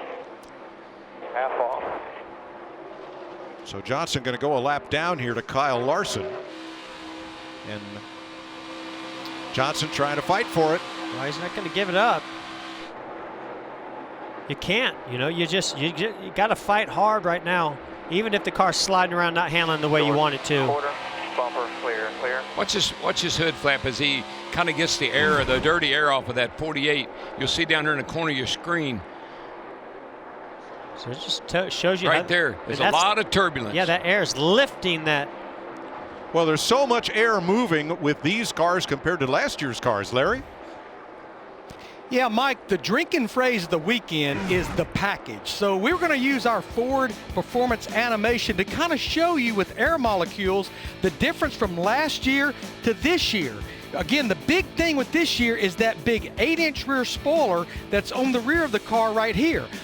think about it as the wake behind a boat. Look how small the wake, how tight the wake is in 2018, but look how much wider and longer it is in 2019. I think that right there, the reasons we've seen these cars bunched together more here today, and I think we're going to see it the rest of 2019, guys. No doubt about it, Larry. 30 to go in stage 2. Chevy, Ford, Toyota, 1, 2, 3, Larson, Harvick, Truex.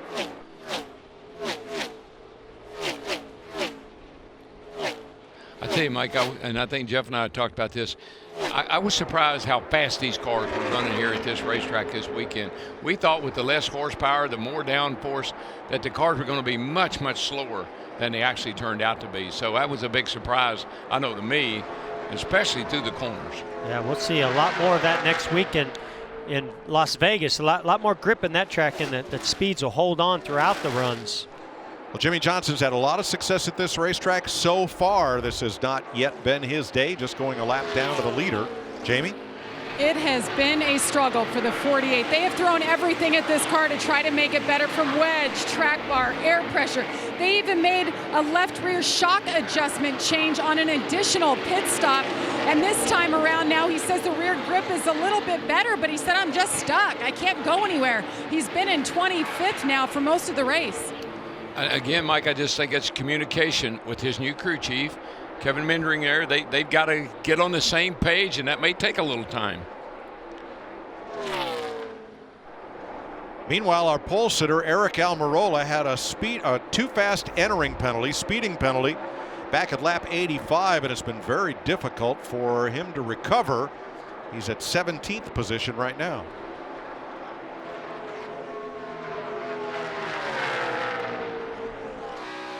And Chase Elliott carrying the family name into Atlanta here. You know, Atlanta was the hotbed of racing long before Charlotte.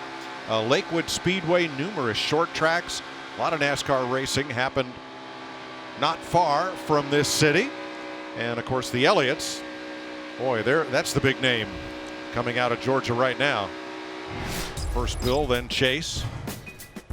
And the local short track boss around here, Bubba Pollard. That guy right there is incredible. When it comes to short tracks, he's a legend. Just ask Chase Elliott. I mean, look at this quote by Chase Elliott. He's talking about looking up to him. Lost a lot of races to him. Just about everybody in this field cut their teeth in some type of short track or you know, ranks coming up through you know, short tracks or dirt track racing to get here.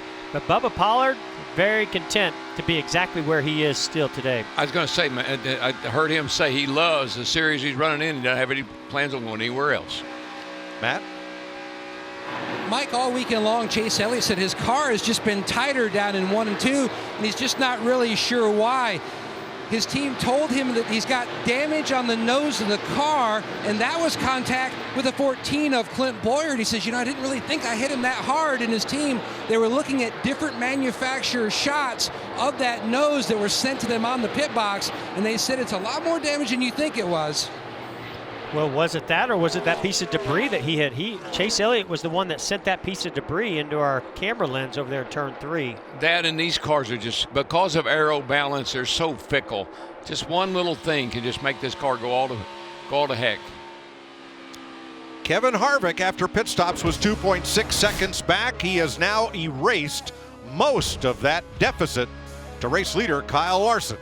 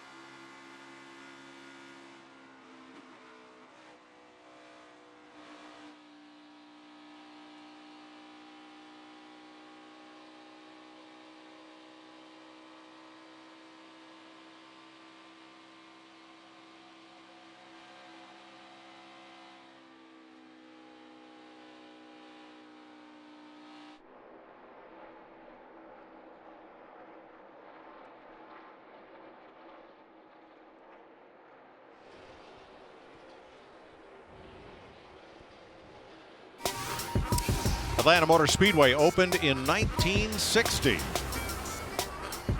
They reversed the track, made the backstretch the front stretch in 97. Brr. Remember that snow out in 93? We were all frozen. I was here. Some of Smokey and the Bandit, too. Shot here. And Jimmy Carter sold tickets here in the 60s, long before he became the governor of Georgia and president of the United States. Longtime Speedway superintendent Alf Knight was a great friend of Carter's. Here comes Harvick. There goes Harvick. Harvick's gone. He is the new leader. He said something a bunch of laps ago over the radio. He says, okay, I've figured it out. And just started marching to the front, but here comes Larson back on the outside. Yet. You know, Larson, as we caught traffic, or the leader, Larson, caught traffic, he just seems to struggle a little bit more behind other cars. Look at that draft. He sees those air molecules there, Larry. I just think the back of that car is just really, really low, which makes it fast, but makes it hard to handle in traffic. Boy, give a lot of credit to Larson right there for hanging on to it. I thought for sure that Harvick was going to just fly right by him when he got him loose. Pushing you, he's staying in line. Matt DiBenedetto right behind Harvick is 1 lap down. It just looks like, Mike, if you get in trouble, you got to get out of the throttle. It takes a little bit of time, a couple of laps to recover, build your momentum back up. You know, something that I'm seeing here today, too. Harvick doesn't have quite the advantage on the bottom in 1 and 2 as he's had in the past, at least not to Larson. Larson seems to run up there pretty good, but right there, you saw Larson miss that yellow line in 3 and 4. That's where Harvick really seems to be a lot better. I'd say Larson is running as close to the Harvick line as anybody I've seen lately. He's doing a pretty good job of it. Harvick right back at him. You can see that momentum off the top. That's where that less horsepower and the more drag just doesn't seem to be able to be as good on the exit of turn 2. Well, we listened in on Kyle Larson. Did he just try to wreck us? I'm sure. I wouldn't expect any less, would you? Not really. I mean, we're way out in front of everybody else. We're throwing, swapping it back and forth a little bit. We're just all lucky he lets us race here. Ho, ho, ho. Look at that. You see any sarcasm dripping from that 42? I see a lot of it. Well, listen, Harvick has owned this place. I see youth and enthusiasm. I don't know about sarcasm. Well, Harvick against Larson, the bottom versus the top. But I wouldn't Youth and enthusiasm versus old age and treachery. I certainly wouldn't say that Harvick was trying to wreck him. I mean, Larson got a big run and dove to the bottom and had to check up, and Kevin Harvick was right there. Up your bumper pushing. I mean, no doubt Kevin Harvick wanted to loosen him up, and he did. All clear. Got him a little bit sideways, but he's got back in the gas. He's used to that. Kyle Larson used to being a little sideways. Did you listen? You could almost hear the air wrapping around that car and the turbulence slapping against the metal. Let's go back to 13th place. Ailing Brad Keselowski, stomach flu against Chase Elliott. Keselowski says his intention was to tough it out today. 12 laps to go in stage number 2. We're going to take you Fox double wide.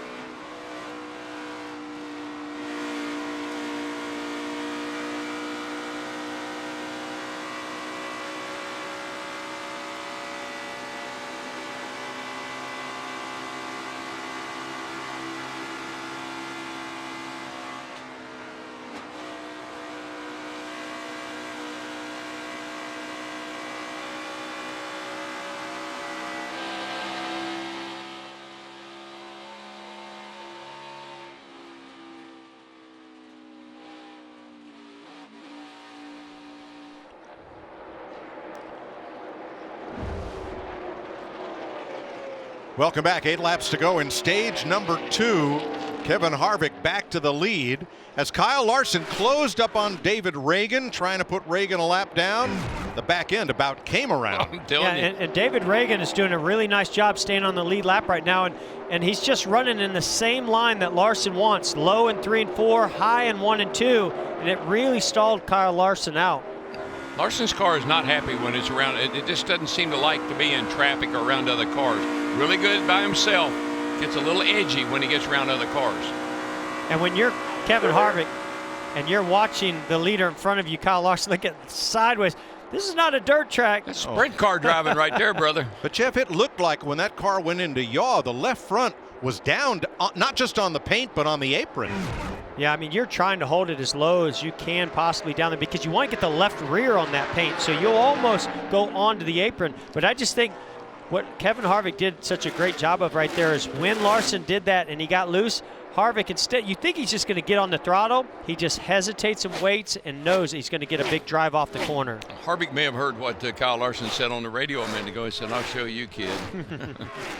When I just wonder here, too, did Larson run a little bit too hard at the beginning of this run? Remember, he came in a lap earlier than Kevin Harvick did. And I think those tires are starting to fall off now.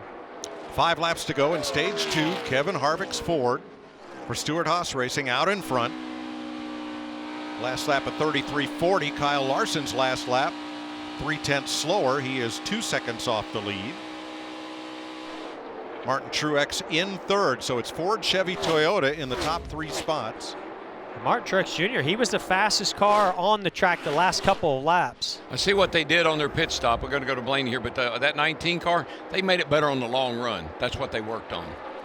Brian Blaney having a great run. Atlanta's not been his best track. There he is in 4th. And Daytona 500 winner Denny Hamlin in 5th, 9 back. Joey Logano, nice rebound from those issues on pit road, not of his making. Yep. He's up to 6th place. If they can get through pit road, I think he can maybe battle up front with Kevin Harvick. Kurt Busch in 7th. Started this segment back at 3rd. And Eric Jones. All the Joe Gibbs cars up in the top 10 with Jones in 8th and Kyle Busch making his 500th career start in 10th. Won the truck race last night. He's now the all-time Truck Series winner. Clint Boyer rounds out the top 10 for Stewart-Haas in a Ford. Pits are closed with 2 laps to go, stage 2. I want to give a big shout out to Eric Jones. He was way down the, in 20-something position not that long ago. Their pit crew did an excellent job, and he's done an excellent job getting that car into the top 10. That Jones boy is pretty good. That Jones boy. He can do it. You know something about that. Hall of Famer Ken Squire dubbed him that.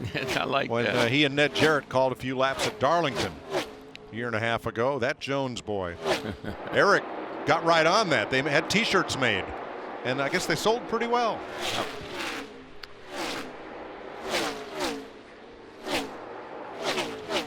Kevin Harvick won 19 stages last year. The first of those came right here. I want you to look how far he left. He drove off and left the 42. Yeah, Larson really struggled the last couple laps. Look at the 19 of Truex, almost going to get there to get second from Larson. 42 really went way off. Kevin Harvick, the stage 2 winner. Of the 6 stages we've run at Atlanta, Harvick has won 4 of them now. With Larson second, Truex, Blaney, and Hamlin. The top 5 at lap 170 in Atlanta.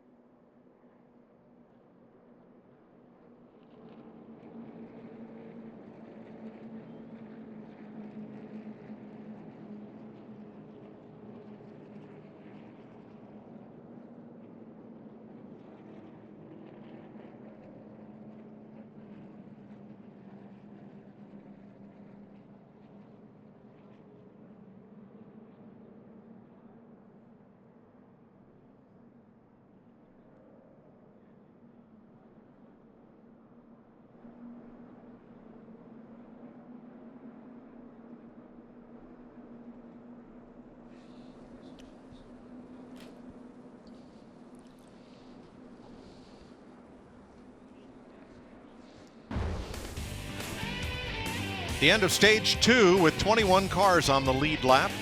David Reagan, first car 1 lap down. He'll get the free pass. Pits will be open this time. Harvick, Larson, Truex, Blaney, Hamlin. And stage points also going to Logano, Kurt Busch, Eric Jones, Kyle Busch, and Clint Bowyer. Mike, you see those guys cleaning off their tires? That's so they can get a good read on the wear of these tires when they take them off right away. Clean all that debris off of them. All right, Harvick leads him on to pit road, Jamie. And Kevin Harvick in the 4s thought at first maybe they went too far with that air pressure adjustment last time, but now he said, just leave it alone. I don't want any changes. The car is good. He anticipates the track tightening up just a bit after this, so it'll be a 4-tire stop, Matt. Eight spots up pit road as Kyle Larson pitted with a 42. The car fired off. Great observation by Jeff about traffic and the car swinging to the tight side. The tightest it's been all day, Vince. They're backing up their air pressure change. Well, the 19 of Martin Truex Jr. just a little free in the back end, so he's asked for a very small adjustment. They're going to do that with air pressure. Also asked him to stop a little earlier in the pit box so that they'd have a little more room on exit getting around Joey Logano, and they executed it flawlessly. Well, Martin Truex almost clipped Logano coming out of the pits this time with that kind of jam up there. Yesterday, stage winner Kevin Harvick was up here in the Fox broadcast booth with Adam Alexander and Jimmy Johnson, calling the Xfinity race, led by Christopher Bell. So where else can you talk to the athlete while they're on the field in the middle of the game? Only right here. Let's see if we can't dial them. I think they're talking a little bit. Kevin Harvick, this is Jeff up in the Fox Sports booth. You got me? Well, man, you were up here in the booth yesterday, suit and tie. Today you're in a fire suit, and then winning stage 2. Sounded like earlier you're battling a little bit on in that bump, getting into turn 3. Seems like you figured it out now. Yeah, the wind's blowing that direction, so the cars are naturally just tighter down there today. So you got to be, real early in the corner. You got to make sure you do what you got to do to get the thing pointed. So just a little bit too tight to start the race the first couple runs, and I feel like the racetrack should keep coming to us the more they run the top. And they can make some time through the top of 1 and 2 at the beginning of the run, but I think the bottom prevails as you run. All right, well, thanks for talking to us. Great battle going on out there between you and Larson, so keep it up. Have fun. Good for, man. Thank you. Kevin Harvick, our stage 2 winner, from Kyle Larson and Ryan Blaney. That happy on the pit sign, that's for Happy Harvick.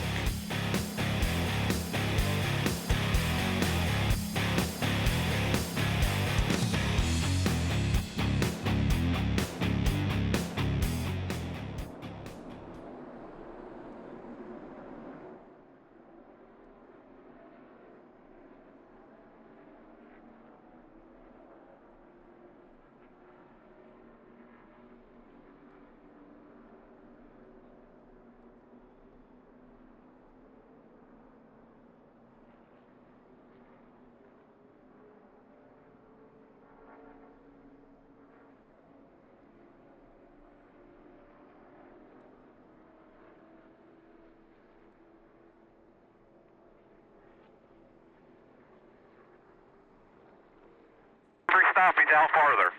He blocks me in, I'm going to knock him off the jack. I'm not going to let off. I can't say I blame you.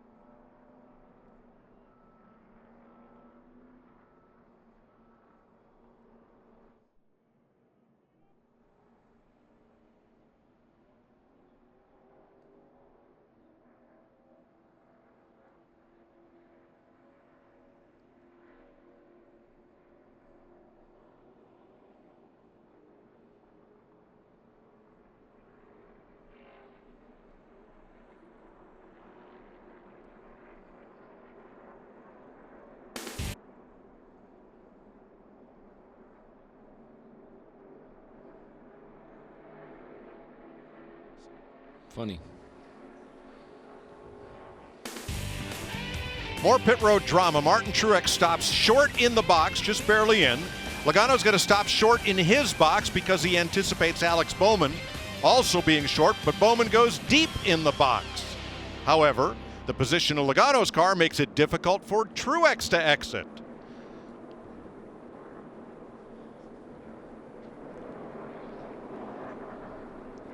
I think I know what he's going to say.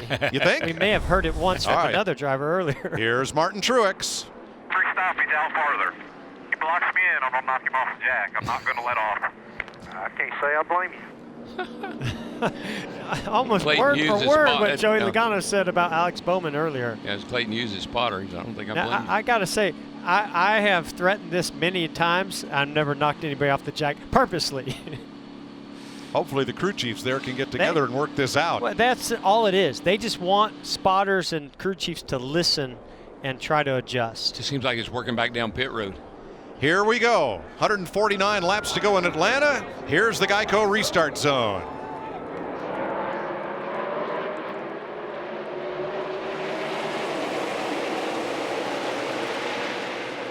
Nudge. Oh, boy. Jones almost 4 or 5 wide getting in there. But a little nudge from Martin Truex Jr. to the back bumper 42 of Larson to allow him to get to the outside of Harvick through 1 and 2. Yeah, but you know, Larson has really done Oh, man. Man, Larson that was close. They're still bumping and banging. Blaney and Boyer. Kyle Busch to the high side in 3. He's been up there. Been running there a lot. This is going to be one heck of a battle. Love these restarts. Yeah, we felt like the restarts would be pretty exciting, and so far they have been. Well, and this is the one thing that's caught Kevin Harvick out in the past. He just hasn't had the short run speed. The reason why he's dominated so many races but not won them is because of that short run speed, and that's showing up right here.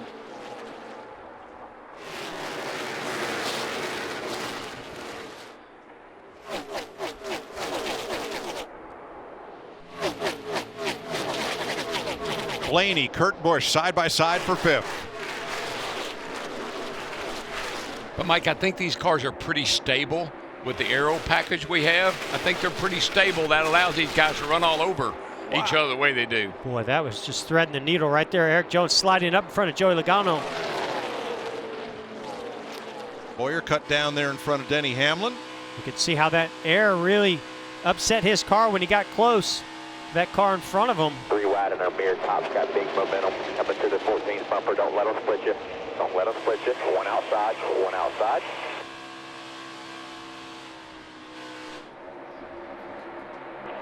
Outside 22 here, outside 22. Logano is going somewhere, boys. Well, Eric Jones waving somebody up. Does he think he has a problem? The car behind him. Like, give me a break. Get off 20, my bumper. that might have been a little thanks for not running me over. Look at this. I mean, they are wadded up. Yeah, maybe he was just waving to those guys behind him for thanking them for cutting him a break.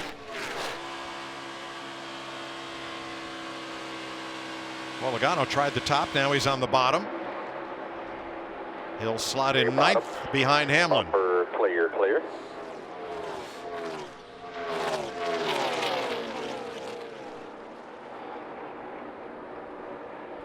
Martin Truex hunting down the leader. Kyle Busch right behind him. I was going to say, Kyle Busch hunting down 2nd and 1st. I just like what Cole Pearn in that 19 bunch did. Mike, you heard Martin complain about the front tires, and Cole said we'll make an adjustment. I thought for a little while there they may have hurt the car, but they've actually helped that car on the long run, which makes that 19 pretty big threat right now.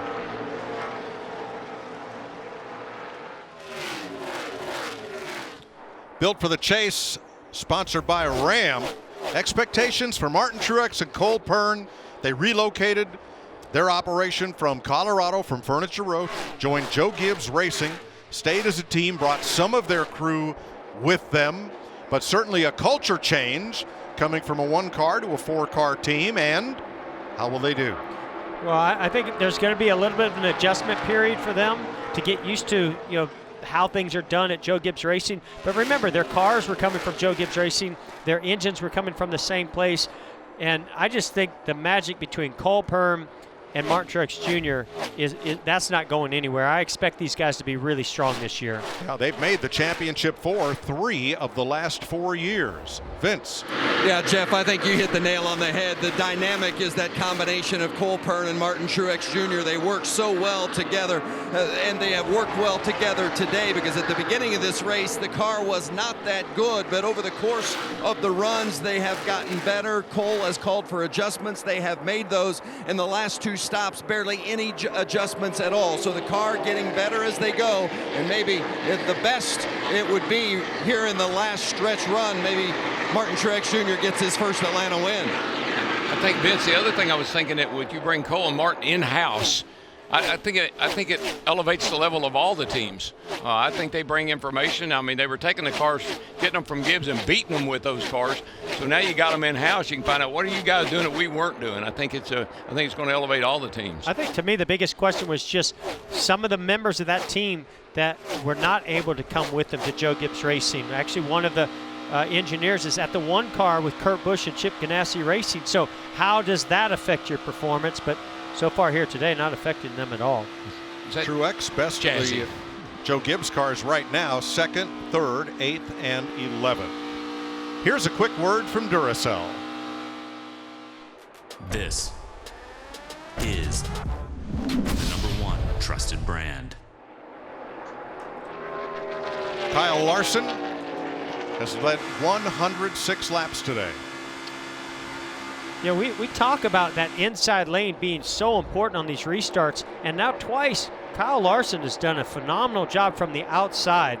So give him a lot of credit, and I think if you look right behind him, Martin Truex Jr. in 2nd, both those guys worked really well together to make that outside lane work. It is possible. You just got to have the guy up front get a good launch, and the guy behind you work with you. Here's a perfect example of how to do it right. Yeah, I think Kyle Larson, with his dirt track experience, he did a little wheel spin. You saw the car wiggle a little bit, but he picks it right up, and he got a nice push from Martin Truex to kind of shove him up there.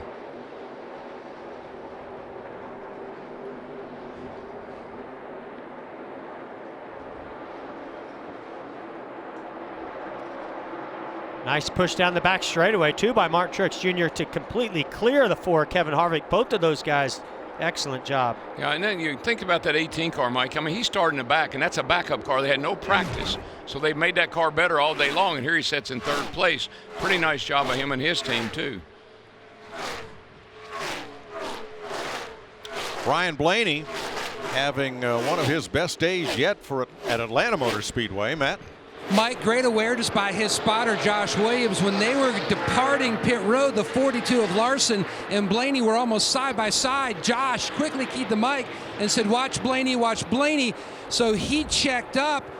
That meant Larson would get the outside lane. Blaney would have the inside on the restart. I like it.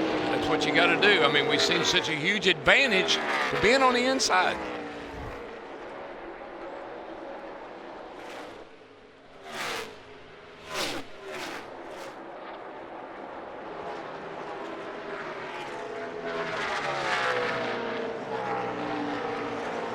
I'm just really impressed with Blaney's job he's done today, because he really had to work hard to get to the front, and he's been able to stay there.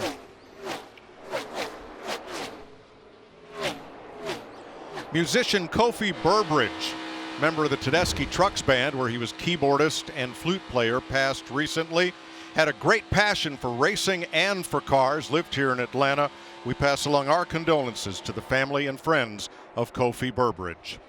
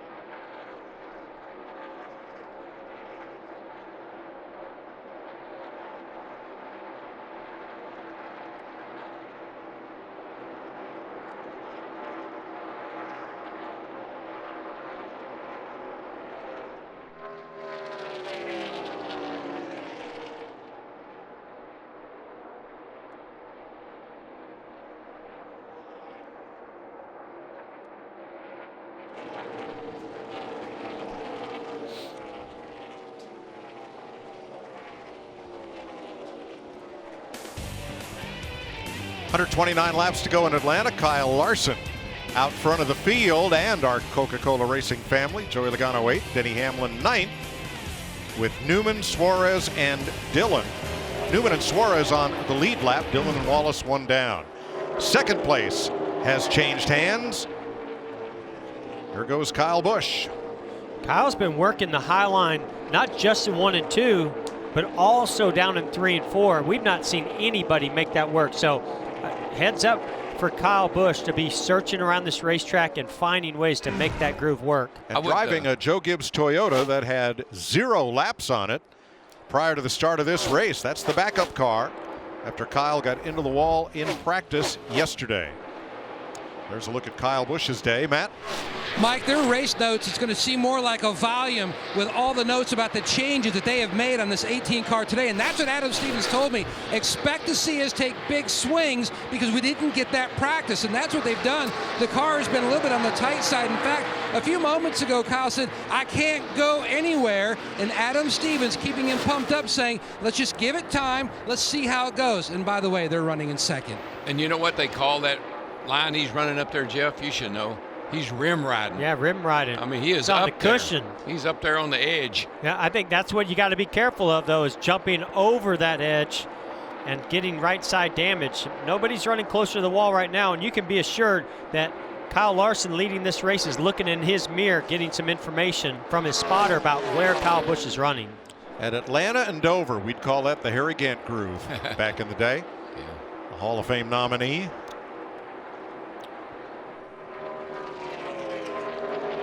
Now, older brother Kurt is celebrating a milestone today. He's in 6th place, Jamie.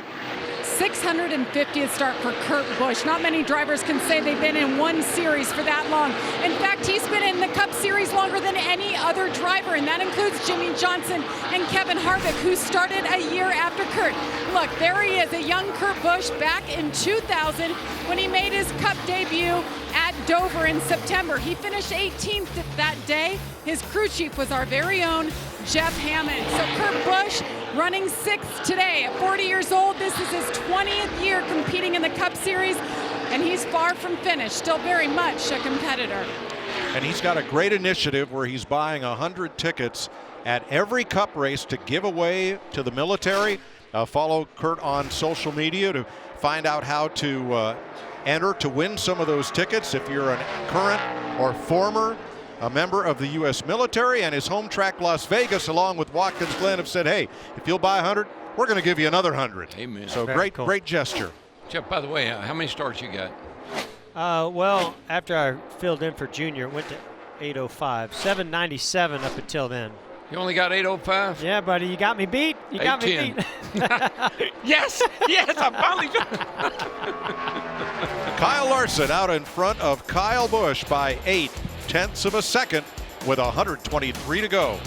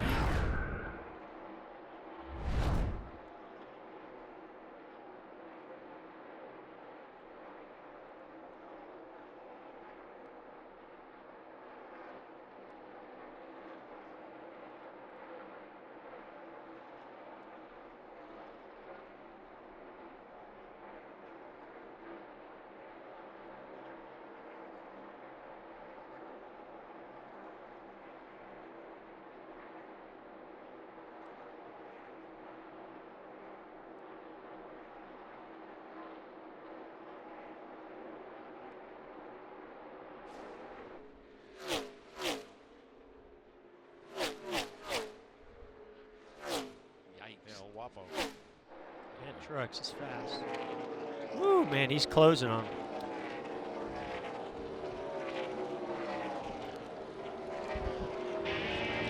.118 laps to go in Atlanta. Kyle Larson the leader. Martin Truex has raced up into second place now, ahead of Kyle Busch, Kevin Harvick, and Ryan Blaney.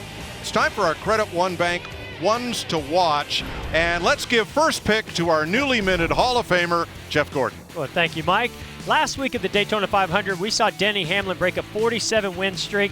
Today, I think another 47-win streak gets broken. That's our leader, Kyle Larson, runner-up 6-time last year. Not this time. You know, Jeff, Kyle Busch is making his 500th career start. Only twice in the history of NASCAR did a driver win a cup race in his 500th start. Richard Petty in 1970, Matt Kenseth in 2013. Nobody loves checking boxes more than Kyle Busch. He's going to check the box to be the third driver to do it. Oh, Larry, I was wanting to put this off as long as I could because my man Martin Truex Jr. is just about to take the lead. So I think this is a day he's never won here before. Watch that 19 car. Martin Truex Jr., Cole Pern to the front. Oh, not so fast, EW. Back there lurking in fifth is the 12 of Ryan Blaney. They over-adjusted on that last stop, trying to help him run the bottom more. The next stop, they're going to fix him up, take that air pressure adjustment out. That 12 will be back going to the front. How'd we get all the way to me and nobody's spoken about Kevin Harvick? Could it be because the last 5 years at Atlanta, he's led the most laps, but only won one of those 5? I don't think so. Harvick's going to hook the bottom. You're going to see a lot more from him out front as we go on. And those are our Credit One Bank ones to watch. Right behind that group, battling for 10th. Give an attaboy to Brad Keselowski. He has been in the car all day despite stomach flu, got some IV fluids yesterday. He and wife Paige felt sick Friday evening. But Keselowski continues to tough it out, 10th ahead of Hamlin. And here is third place, Kyle Busch and Kevin Harvick. And we talk about how good Kevin Harvick is at preserving those tires, even though he's sliding a lot, getting into turn 3 right there, trying to get by Kyle Busch. And I just wonder if that's what's starting to take a toll on Kyle Busch's tires. He's been running that high line at both ends of the racetrack. It might really be using them up and heating them up a little bit more than he wants to, and he's starting to fade. Yeah, but this is right when Harvick, everybody else slows down. Their tires wear out and they start to slip and slide. Harvick seems to be a little more consistent. He's able to hang on a little bit longer and chase those leaders down. Jamie? And remember, Kevin Harvick didn't make any adjustments on the last pit stop. He said, I know it's going to tighten up. Well, it's tightened up a lot, and he says he is just too tight, meaning the car just won't turn like he wants it to. Watch for an adjustment on the 4 next stop. Larry, that can't be too far away, can it? Well, I'm sitting here and my calculator is smoking. The question is, do you want to give your driver, if we stay green, fresh tires 2 more times or 3 more times? If you're going to go with 3 more stops, that stop should come within about the next 5 laps. If you're going to go with pitting twice, you're going to have to go to about lap 225 to 230, and that will leave you with 1 additional trip to pit road. Personally, when I look at lap times, I almost like breaking it down into 4ths and coming to pit road 3 more times. Varying strategies. Now, Denny Hamlin in 12th. Does he have an issue, Vince? Well, he says he's not comfortable or confident that the right front is going to last. Crew Chief Chris Gabehart told him, it's up to you. You make the call. You're the one feeling it. He said, but I'd like to get another 7 or 8 laps out of it if at all possible. So keep an eye on Denny Hamlin. It's up to Hamlin, but Hamlin is definitely concerned about that right front. Well, and Larry mentioned it about making 3 stops versus 2 stops. A year ago, Denny Hamlin was one of those drivers that made 3 stops in this final run to the end. And there was a period of time where we were wondering if he was going to actually pull it off. And one thing, Jeff, as I hear him complain about leaning on that right front, I wouldn't normally go in this direction, but I do know that a lot of the guys were complaining about a lot of left side tire wear. When that left side tire wears out, then you start leaning on that right front more. So that could be what Denny Hamlin's feeling right now. It could be his left sides are gone and it's really working that right front. So Kyle Larson leading by 0.8 of a second as we watch Ryan Newman take 10th from Brad Keselowski.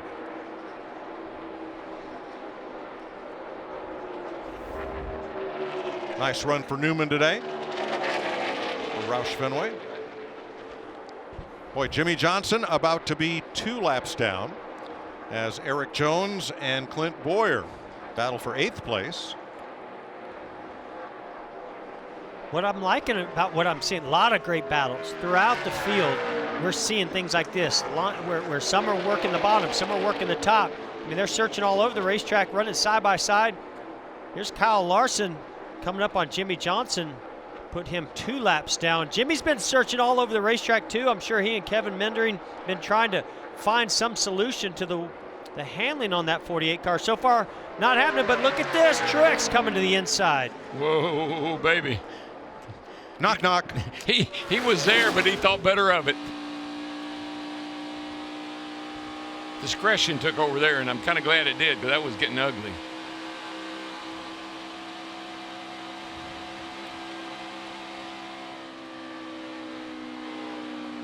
Now they have these two have about 1.4 seconds to play with in front of Kevin Harvick in 3rd place. Just saw Landon Castle come back out on track. He had been in the garage for about 33 laps. So Kyle Larson is your leader. In the last 5 races where he has led 100 laps or more, the winners were Keselowski, Harvick, Kyle Busch, Truex, and Kyle Busch. Not Kyle Larson. Not yet. Not yet. He's trying to change that. Got 106 laps to hang on. Denny Hamlin coming in. Here's Vince. Well, we just told you a moment ago that Chris Gabehart, the crew chief, was hoping that Denny could give him a few more laps, but it was completely up to Denny and how he was feeling about that right front. He couldn't give Gabehart the 7 that he was asking for, so it's going to be a 4-tire change, trying to protect that right front, making sure there's nothing disastrous that happens to the Daytona 500 winner. Jimmy Johnson and Matt Tifft also making pit stops. 105 laps to go.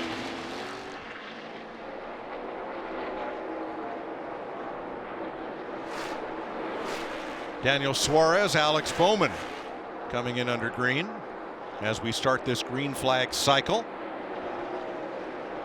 You saw Kyle Larson right there trying that outside lane. Leaders side by side into 3.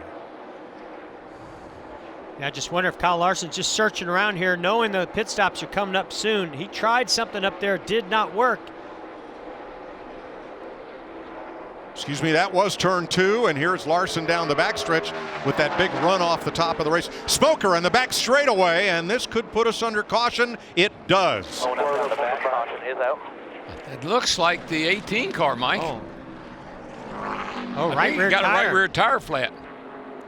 And you got to give hats off to Denny Hamlin. You know, he's got to make that call, what he's feeling, and he decided to come in and change tires. The 18 of Kyle Busch tried to stay out a little longer.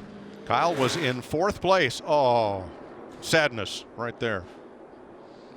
Don't give up yet, son. We got a ways to go. He's already passed more cars than anybody. I'm sure he can do it again.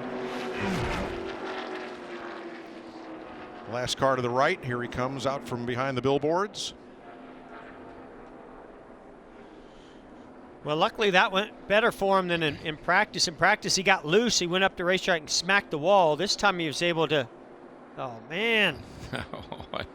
Oh, no.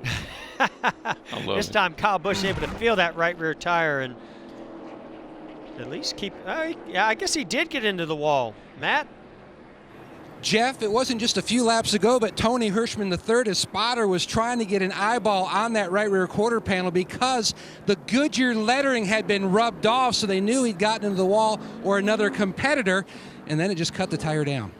It looks to me like he's got a little bit of damage on that right rear. Like, I mean, we saw how close he was running to the wall. I have a pretty good feeling that he pushed that fender in on the tire and it probably cut it. It's also moved the bottom of that right quarter panel outward. That'll catch some air. That's the problem with that rim riding, Jeff, as you well know. You get up there and you make one little bobble, that right rear is going to get into that wall and cut that right rear down. Oh, a bobble right there. Yep. Let me back the chips. A lot of Kyle Busch fans up there in the grandstands today. A lot of kids pull for that car, and why not? This is the first caution for cause other than the competition caution and the 2 stage-ending cautions. Comes at lap 222, with 103 to go. Mike, look, you've run a lot of laps. You get a little irritated with somebody. You get irritated with your crew. You get irritated with another driver. You get a little bit mentally tired. You get a little physically tired. You make mistakes. It just happens that way. Daniel Suarez gets the free pass. He was the first car 1 lap down. Pits will be open this time Wednesday on FS1. Game of the year in the Big East. Phil Booth leads number 17 Villanova against Marcus Howard and number 11 Marquette. Action tips off at 9 Eastern on FS1 and on the Fox Sports app.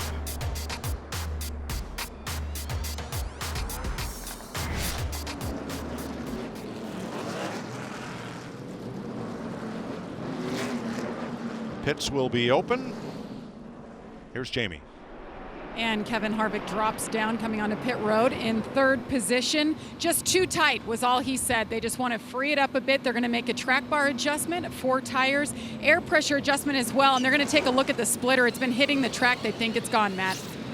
And Phil Foster, the tire carrier for Larson, had a wrench in his hand. They waved that off. They were going to make a chassis adjustment the first of the day. His car for the 2nd straight run, Vince, tight.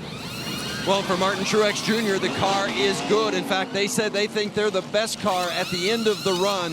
He was battling for the lead just before that caution came out. No changes, just 4 tires for Truex. Kyle Larson handily leads them off pit road, single file. No drama between the 22 and the 19 as Bowman's car is now a lap down. And Kyle Busch, after bringing out this caution flag, stays on the lead lap.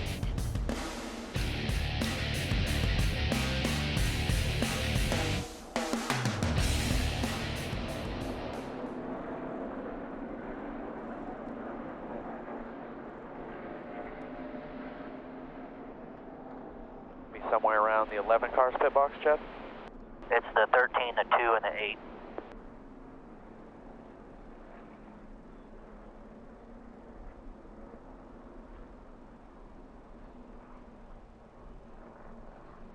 Yeah, you're 50.2 mile an hour in that section.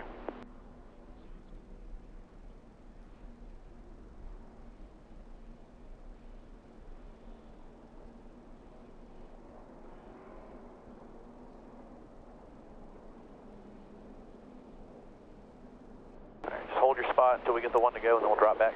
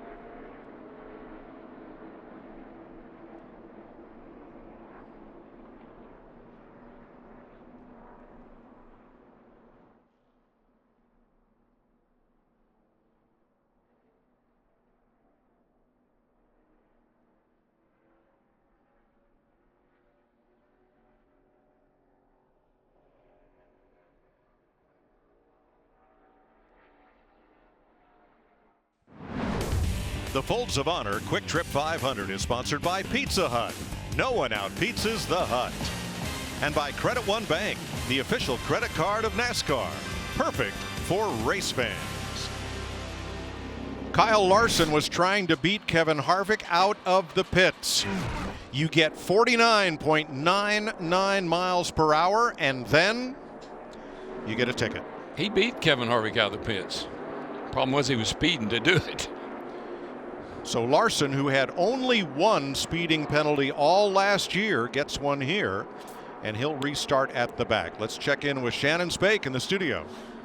Hey, Mike, I think last year we said missed opportunity for Kyle Larson so many times in those races, and there it is, another missed opportunity for the fastest car in the field. We were discussing, how do you beat Kyle Larson today? What can you do?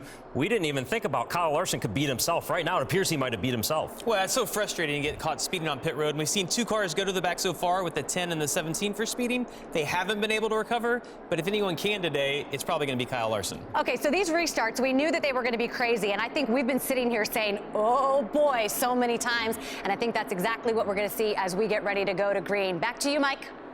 Thanks, Shannon. A couple of drivers stayed out and took the wave around because they had pitted just prior to the caution.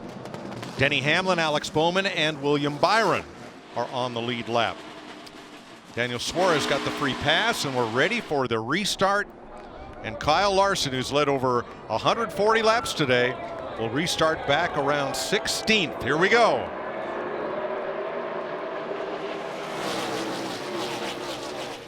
Teammates working pretty well together on the outside. Ooh.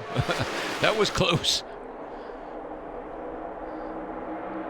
Just like that last restart that we saw out of Kyle Larson, this time Ryan Blaney does an excellent job getting to the right side of Kevin Harvick.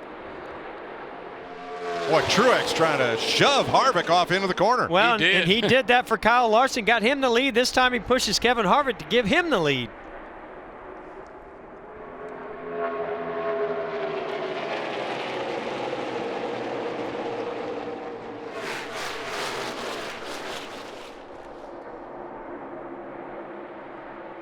And outside, when you get up there like the 12 car is Blaney, you get such momentum off that corner. And then you got that nice strong tailwind down the back. You really get a lot of straightaway speed. Joey Logano makes a dive to the bottom, but holds 4th place. Here he comes for 3rd. Those guys are neighbors on pit road. No run out back. Racing each other on the track. A little history as well.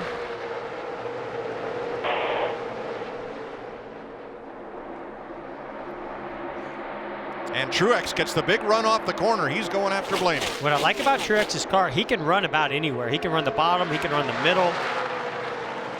But I have noticed what some of the guys were saying, Jeff. That bottom seems to bog the car down a little bit. When it bogged down Joey Logano, and his teammate Brad Keselowski actually made the pass. And here comes Logano back after him for 4th. You know, Kevin Harvick brought up, when we talked to him after that, he won that stage, is this wind coming across and being a crosswind in 3 and 4. It looks like it's really easy to overdrive turn 3 and miss that bottom in 3 and 4. Keselowski had trouble getting off turn 2, and Kurt Busch took advantage. Meanwhile, for the lead, here comes Ryan Blaney on the bottom. He's got that bottom. He knew he had a fast car. Look at that. Wow.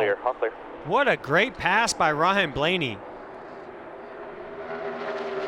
First time Blaney has led today. We're going to have a look at the restart from the back of Kevin Harvick's car. Yeah, the 4 here to 19. Comes Truex. Yeah, the 4 and the 19 are right here. The 19 really gives the 4 a good shove right there. And you see those hood flaps pop up. That's just so much air pressure around those cars.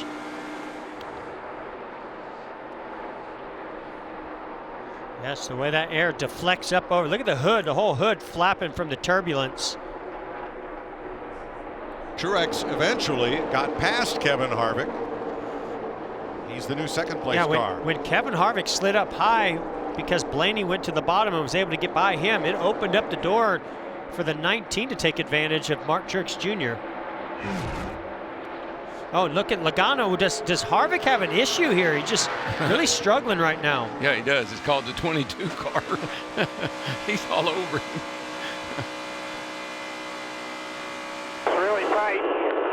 Really tight, Harvick says, Vince. Well, and Joey Logano has been so good. Of course, he's coming off that championship season, but I was talking to spotter TJ Majors today about his impressions of Joey, working with him now in his 2nd year, and he said that he's just so aggressive. Some might say too aggressive, but he's just amazed at how few mistakes Logano makes and how he navigates those tight situations without losing his aggressiveness. We've seen that a couple of times today. Yeah, I agree, Ben. He's aggressive, but it's controlled aggressiveness. Always has control of his car. Yeah, we had heard a comment from Kevin Harvick earlier talking about his splitter hitting. He runs lower than anybody, right? He runs it all the way down here, almost to the apron of 1 and 2. He does the same thing in 3 and 4. I wonder if he hasn't ground that splitter off on the left front. Look at that, how much it's almost gone on the left front. It is very narrow, and as that thing gets narrow, if he starts to really grind away from that left front corner, that's going to be less and less downforce. Now, before the pit stop, Harvick radioed in that the splitter was going away. How about JTG Doherty, Tad and Jody Geschecter, Brad Doherty, and they're 37 and 47 with Chris Buescher and rookie Ryan Preece both in the top 10. And here. another rookie in there with Daniel Hemrick. Well, remember I told you I heard Brad Doherty on the radio before the season started bragging about the changes they had made in the team and how they expected to perform much better this year. He wasn't kidding. Matt? Mike, a change in corporate alliance certainly paying off for Tad and Jody Geschecter, the 37, 47, having stellar days. And really, if you look at Chris Buescher's day, he was much tighter earlier. They made several adjustments. It swung the other way. He's very happy with the car right now. Jamie? And Ryan Preece in the 47 running top 10 with his teammate. He was one of the feel-good stories. Finished 8th last week at the Daytona 500. The team all got together on Monday, did high fives, they celebrated, had some lunch, but it was right back to work. Ryan is a competitor, and today he's saying the adjustments are helping him. He's learning this place for the first time, Vince, his first time here in a Cup car. Well, that's the same case for Daniel Hemrick as well. His first Cup race here at Atlanta. Of course, he made the championship 4 in the Xfinity Series the last couple of years, working with veteran crew chief Luke Lambert. Everybody in the garage will tell you they believe in Daniel Hemrick. He has shown the talent and the ability, and he's finally getting the chance at RCR.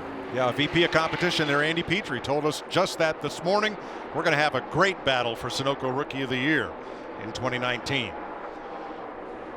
6th place, Brad Keselowski moves up a spot. And back at 12th, Eric Almirola, rebounding from a speeding penalty back at lap 85.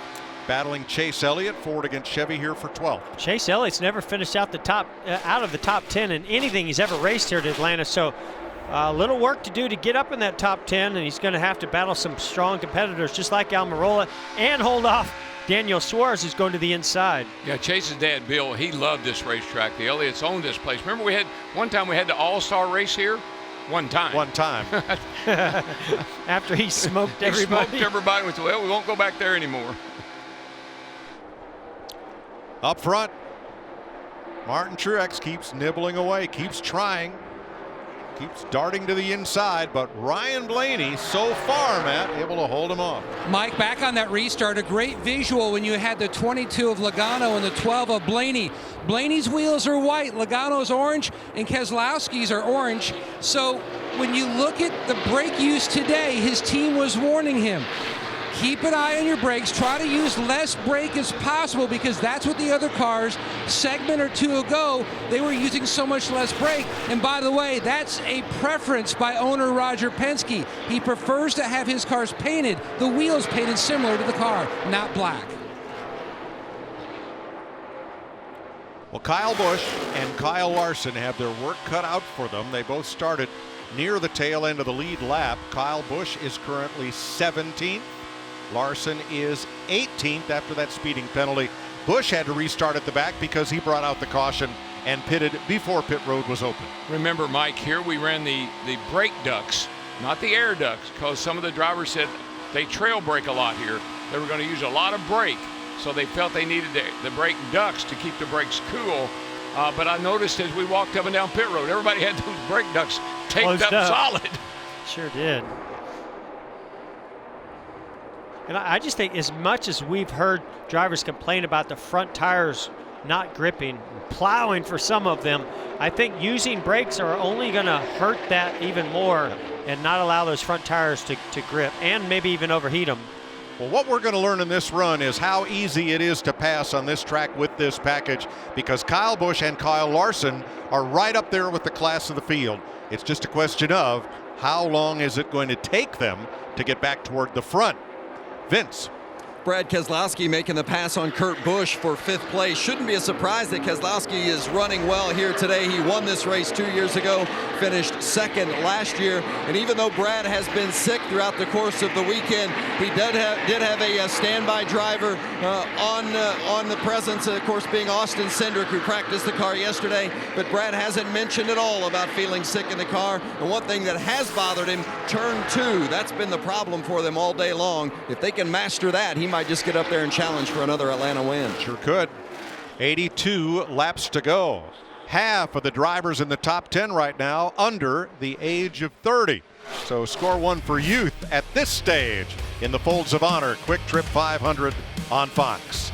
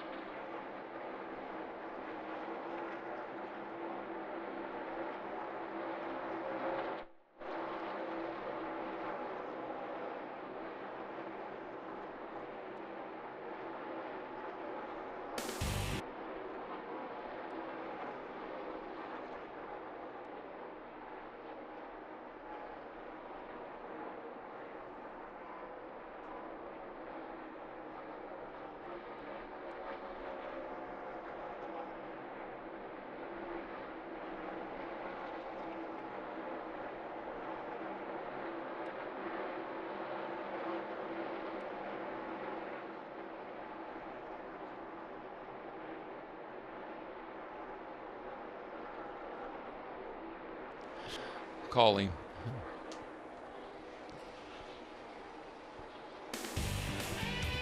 You're looking at Gene Michael as he tweaks the video signal leaving here and headed to your home to improve its quality. Happy birthday, Gene. 80 of them. And he and Peter Larson, in charge of our onboard cameras, were this winter inducted into a Sports Broadcasting Hall of Fame. Gosh, I've worked with Gene since 1990, the TNN days. So a lot of those years we've been together, and he's just great attitude and great work. He's a pro's pro. Blaney, your leader. Truex, Logano, Keselowski has taken 4th from what may be a fading Kevin Harvick, who's now 5 seconds back. Time for our Duracell Power to the finish. Taking a look at Martin Truex Jr. there in 2nd place. And a couple of the key points.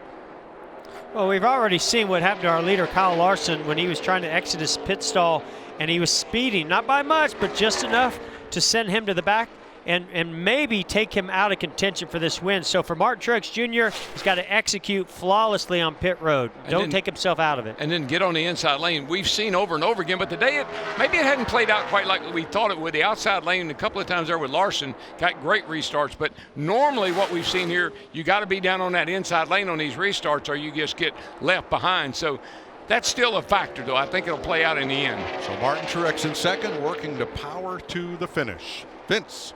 You know, it's interesting you guys talking about Martin Truex, and I was visiting with Cole Pearn before the race, and he was talking about how important it was to have a bounce-back race for them today. They finished 35th at Daytona last week, scored just 1 point. And I said, well, it's such a long season. You've got plenty of time. And he said, it's so tight. This season is so tight, and you expect the points to be that tight. You can't afford many bad weeks. Surely not. Here are the Penske Fords running first, third, and fourth. Yeah, all three of those cars in the top 5 looking pretty strong today. Now right back behind them, 5.5 back is Kevin Harvick, last year's winner. Jamie? Well, the Penske cars have come to life. The 4 is just kind of stuck where he is. He's led 44 laps on the day, but he said he's just too tight, and that's pretty much been the complaint now for, I guess, the second half of this race for the most part. And now he just radioed to his team and said he's chattering the front tires through 3 and 4, so definitely not the handling he had earlier. I think that 3 and 4 is giving a lot of guys trouble. That bump getting into 3 upsets the cars a little bit. Guys that can drive through that seem to be doing well. Tailwind down the back, a lot of speed down the back into 3. Turn 3 seems to be the trouble spot. Martin Truex, our Toyota top performer, but Kyle Busch has rebounded nicely up to 13th after bringing out the caution flag at lap 222. Denny Hamlin right behind him, and then Eric Jones all on the lead lap. I remember Kyle Larson, who was our leader, sped on pit lane and had to go to the rear. He's only worked his way back to 18th. So when you get in the back, man, it's hard to get back to the front. And Mike, we've seen that today. We have 22 cars on the lead lap with 70 laps to go. That's a lot of cars to still be on the lead lap, and they're all running at pretty decent speeds. And then how about the job this rookie Ryan Preece is doing? Fantastic job. 11th on such a tough racetrack. He's 11th. Daniel Hemrick is 8th. Two rookies having a great day. 15th place, that's Paul Menard on the inside, and the 21 as you ride with Chase Elliott. Not quite 16 seconds back of the leader. But I think this package and what NASCAR was trying to do, I think I would deem it a success. And I tell you why, because the cars have been closer together. We've seen a lot of cars close together on the racetrack. They're not all spread out. We've seen some pretty good racing at the front, on and off. I think they've accomplished part of their mission. But help me, why has Kyle Larson only been able to pass 3 cars since the restart? Well, remember, he started further towards the front, so he's not had to get back in traffic. And every time we've seen him as the leader come up on lap traffic, that's when the behind him, like Kevin Harvick, like Martin Truex Jr., really closed in. So obviously his car not as good in traffic as some others. I think that's the thing I've noticed about that 42 car the most, Mike. It may be visual, it may be something about the car, but it just looks low in the back, which will make it fast. But it also makes it difficult to drive in traffic, and I think that's what we're seeing. Larson battling Paul Menard for 17th. And Ryan Blaney, who had never run a lap in the top 5 at Atlanta before today, is in the lead.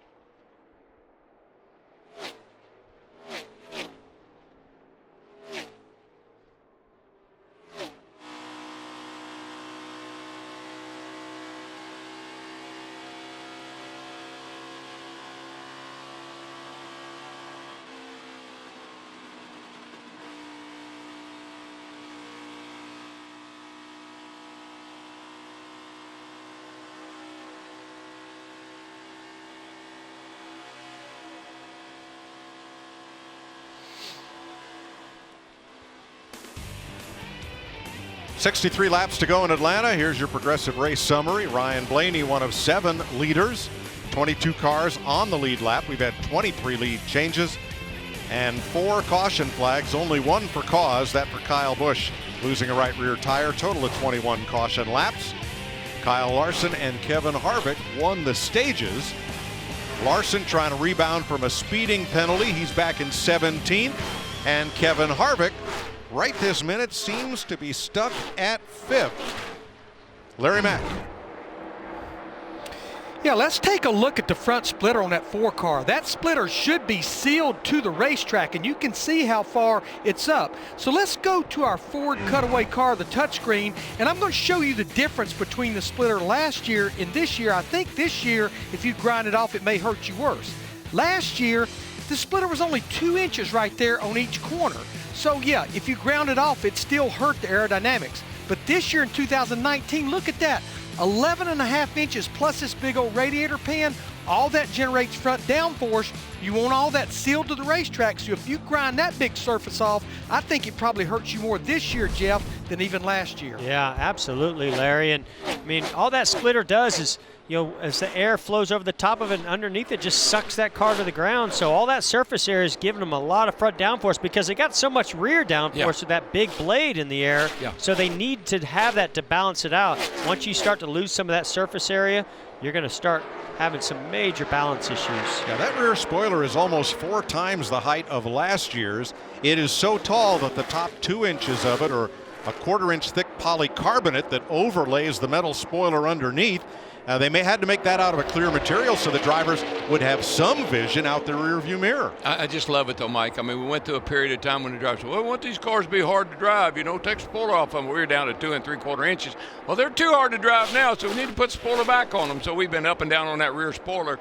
I mean, I can't tell you how many times we've changed the height of that rear spoiler over the last 3 or 4 years. Yeah, I spoke earlier about how impressive Blaney has been today. And all the Penske cars, I mean, they're running 1, 3, and 4 right now in this position. But let's watch this telemetry over here on the left-hand side. You can see that green is throttle, so Blaney rolls it only about 25% out, you know, back to 25%. So never all the way out of the throttle. We didn't see any brake. His team was talking about that earlier.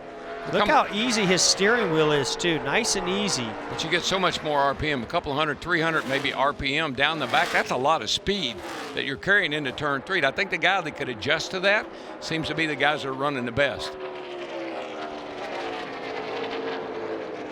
And I think that might have been earlier when Kevin Harvick said, I think I figured it out. Maybe he was over driving that corner or driving in too deep.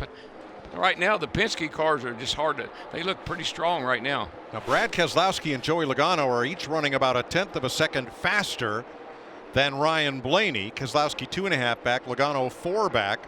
Martin Truex in second is about 1/10 of a second slower than Ryan Blaney at this moment. Well, we had a Toyota 1-2-3 Joe Gibbs finish. Could we have a Penske 1-2-3 Ford finish today? Now I can't tell. Did Buescher just pass Bowyer?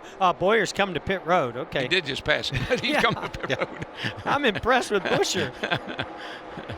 Jamie? Well, about 2 laps ago, the 14 said we'll come in 12 laps, but they decided to come now. The car just not handling well at all. Clint saying, I'm just all over the place. It's a 4-tire stop here. You saw him pull a tear off there so we can see a little bit better, and we'll see if anybody else follows along. Larry, 56 to go. Is this a little bit off sequence for tires? Are they going to have to come again? Well, no, this gets them in the window. I would have run probably about 5 more laps, but when Bowyer came, the epidemic breaks out because here comes Keselowski in the 2 as well, Vince. Well, the 2 of Brad Keselowski has come to pit road, and it was right on time. He had debris on the grill. They needed to get cleared off because the temperatures were rising. Jamie?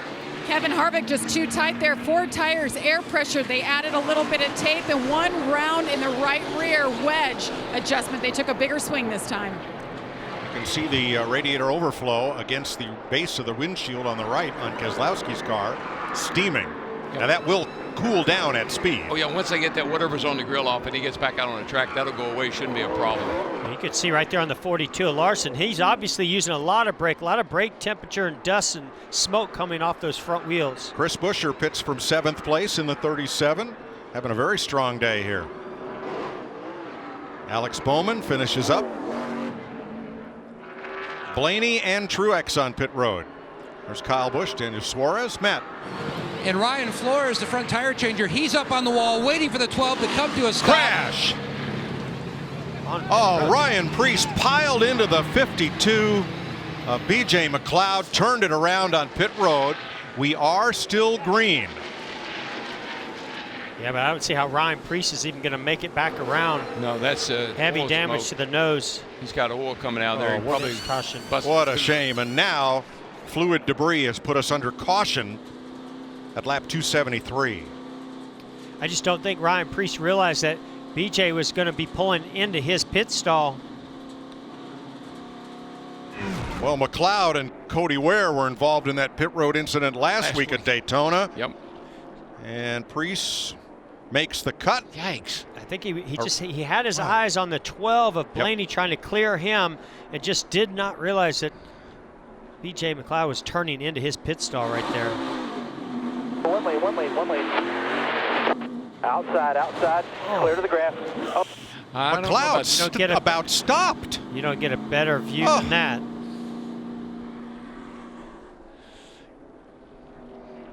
And now all that smoke, most of that's probably from busted the radiator and the oil cooler, whatever's in that corner right there. Jamie. Well, Ryan Preece very frustrated, as you can imagine, on the radio. He said, guys, I was looking down at my tack. Completely missed it. Well. And we know how important speeding on pit road is. We saw what happened to Larson earlier, so it's somewhat understandable when you launch that you're going to immediately want to look at your tack to see what RPM you're running, because that's your only measurement tool for pit road speed. But first you have to get clear. So here's the tachometer, center of the gauge, center of the dash, digital dash. You can see his head go down right there. Oh, no. He looked down at that tack, but when he looked back up, BJ was turning into his pit stall. Why was the 52 all but stopped? It looked like he couldn't find his pit. Well, he had been real slow all the way in and out on pit road there where 52 was. And that sun, the sun's very bright right now too. I mean, there's definitely some glare that's happening on these windshields, so I don't know if he just could not pick up his pit stall. I'm talking about BJ McLeod. Mike, it's just one of the golden rules. I wrote on my dash for years, don't beat yourself. And I know we can look at that and say, well, this happened, that happened, something else happened. But the driver, that's all on him, and he knows it.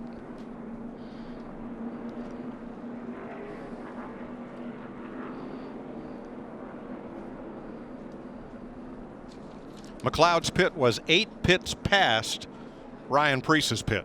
So I'm sorry, that's something that should not have happened.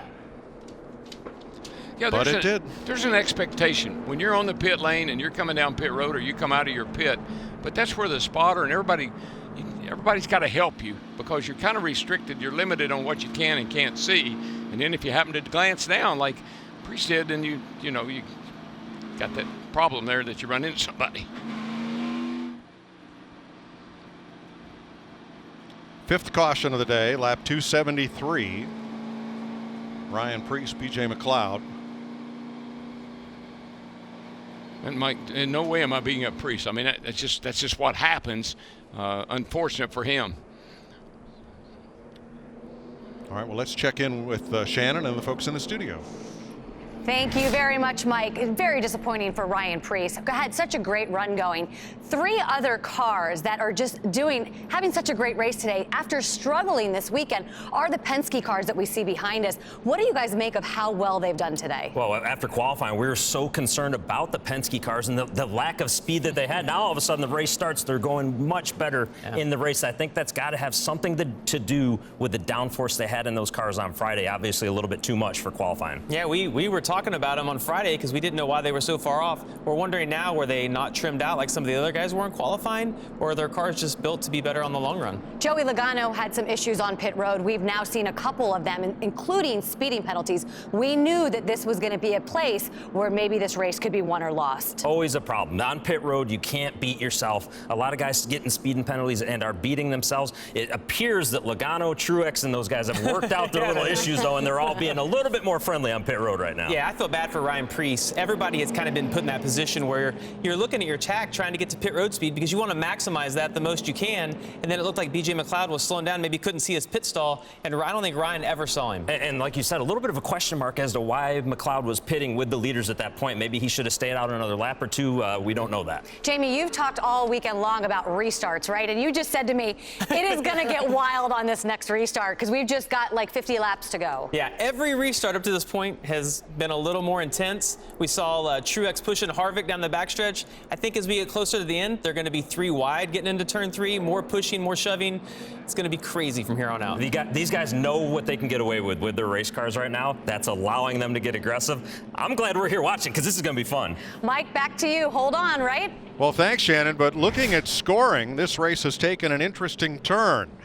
Joey Logano and Kurt Busch had not made their green flag pit stop yet. They are shown a lap ahead of the field. Now, some of the lapped cars that had not stopped include Ricky Stenhouse, 1 lap down, but Logano and Kurt right now are being shown 1 lap up. Yeah, so once those two come down pit road to get their tires, then that'll send all those cars that came in, at least the ones that are 1 lap down, to go all the way around and do the wave around. Then they'll be on the lead lap. Yes. But they're still going to be behind those 2 guys. All right, before the pits open, Matt Yoakum. Mike, this is a great example of why NASCAR is tops in the safety, and the over-the-wall guys have to wear all the safety material they can, right down to the helmets. Now, Anthony Pursuit was the gas man. He was on the other side of the wall. He was pinned against the wall by the car. He was able to break free. The 37 car, he was able to break free, slide back over the wall. He laid on the side of the wall for a few moments. He got up. He wanted to just walk it off, and they took him away on a golf cart for further observation from the medical staff. But he was talking coherent, and he said, hey, I just want to walk it off and go back to work. Attaboy. Thanks, Matt. Glad he's okay. So here are your 2 leaders on pit road. This will cycle around now. Vince? Well, for Joey Logano, the issue throughout the course of the day has just been too free. They're going to address that here with an air pressure adjustment, put a little tape on the grill. And otherwise, they feel like they've had a really good race car, but just a little bit too free in these later stages of the race. So, Larry, let's talk a little about this wave around rule that looks like it's going to put a big group of cars back on the lead lap for the restart. Well, and the biggest thing, Mike, is they can't pit. You can't pit if you take the wave around. Now, most of them only have 1 or 2 laps on their tires, but I look at Clint Boyer. He has 3 laps on his tires. Most tracks we go to, that would not be much. That is a lot here at Atlanta. Okay. And Mike, one thing I think is changing the cars a little bit. It's getting late in the afternoon. We're getting a lot of shade down in turns 1 and 2 now. It's going to change the way your car feels just a little bit. Too tight or too loose. Now, we will talk to Ryan Preece, but first he has to make a visit to the track care center and be checked out. Next Sunday, the Cup Series heats up as NASCAR stars race for the checkered flag in Las Vegas. It's Monster Energy NASCAR Cup Series racing next Sunday, 3:30 Eastern on Fox and on the Fox Sports app.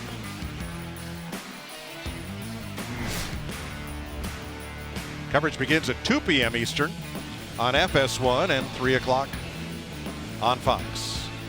And we had a lot of anticipation for what we were going to see this weekend, but we also knew this is a very abrasive, much different shape type of racetrack, even though it's still a 1.5 miles, than what we have in Las Vegas.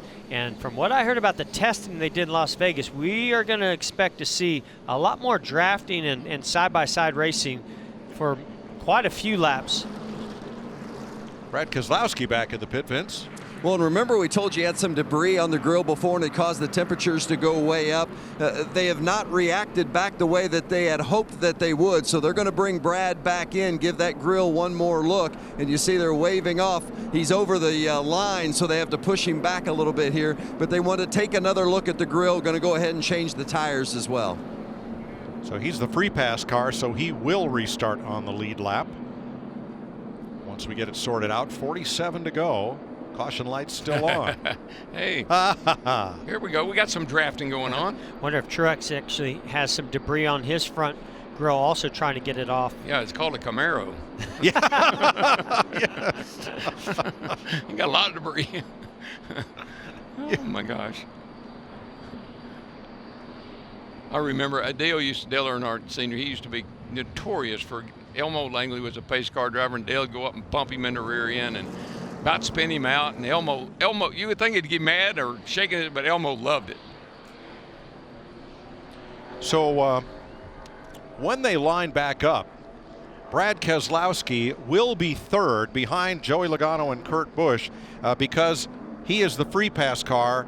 And only when they give one to go will they give the wave around. The wave around cars will start behind the free pass. Yeah, the wave around course, I only got, a lap or two on their tires, so I don't think that's any big deal for them. And they're back on the lead lap and back in the race, and it'd be kind of business as usual. What I find funny about it is typically you go to the tail end of the longest line. Well, the longest line is the top two guys. Right. We're going to penalize you. We're going to put your tail in the longest line. Yeah.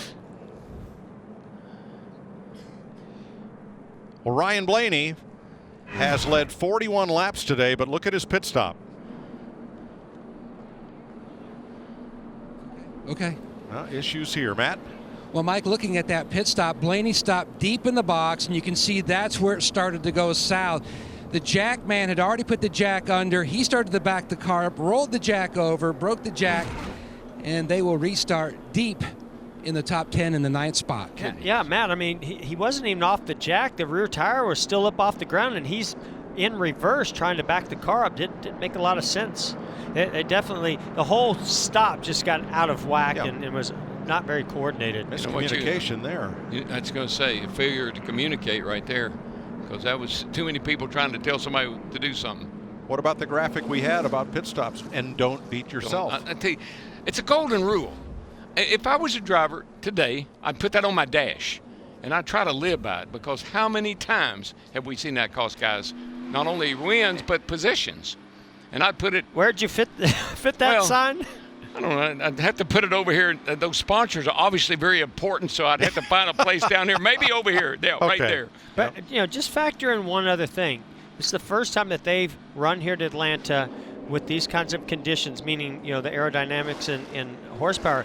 And I just wonder if it's mentally fatiguing these drivers, that they're facing challenges that they've never faced before, and that's causing them to maybe make some more mistakes. Well, Jeff, if you're going through the corner faster, then you're putting more stress on the body, and you're going to get tired.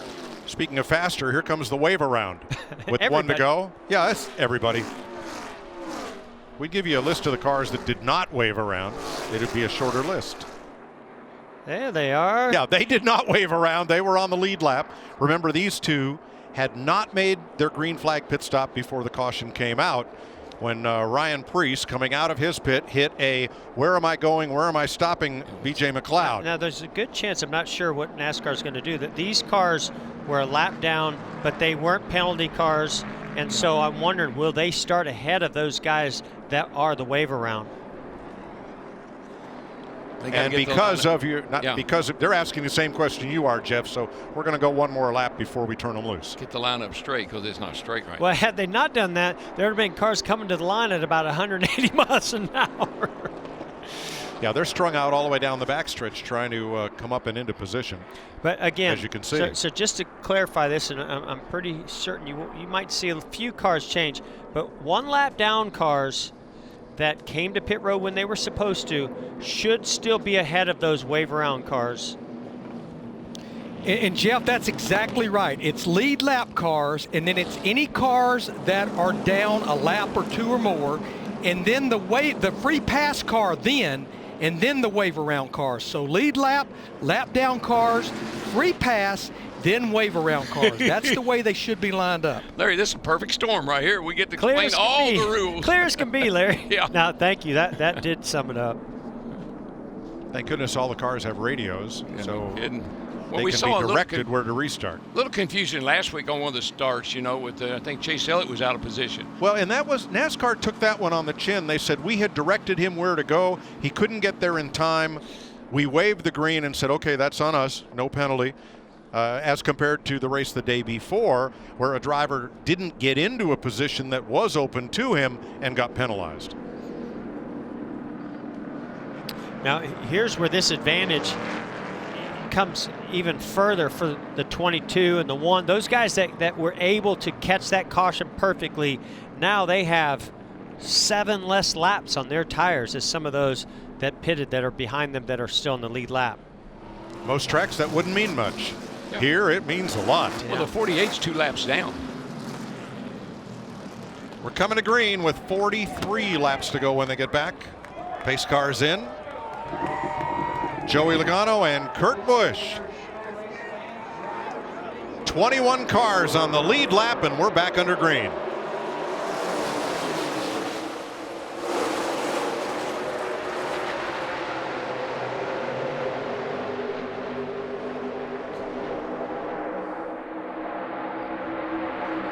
Four wide, 3 wide, and 4 wide. Oh boy, getting a little touchy, getting a little dicey. Stenhouse with Truex on the inside behind Joey Logano. If there was any give and take that was happening before, it's over with. Doesn't this look like Daytona? I mean, this is the way we saw him running at Daytona, 2x2, 3 or 4, 5, 6 wide. Keselowski to the high side now, 3 wide. Lap car of Johnson in the middle. But you know what, Mike? I think this aero package is giving these cars a lot of security, and these guys are able to run side by side without getting in trouble. I sure hope so. It appears it is anyway. And there's a race within the race here. You got Stenhouse. One of the reasons why he's racing so hard with Jimmy Johnson, Bubba Wallace, is he's trying to be the first car 1 lap down just in case the caution comes out again. And see, your definition of trouble is totally different than mine. 2 or 3 wide, you think that's, I don't. If you hit somebody, that's trouble. That's right. So the only car that Stenhouse has to worry about, Jeff, is Austin Dillon.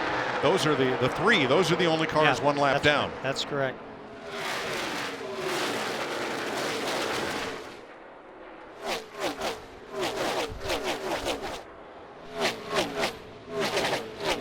And I got to tell you, they don't seem to be too worried about putting a bumper to the guy in front of them. Everybody's kind of bump and drafting, getting a little bump, trying to give the guy in front of them a push.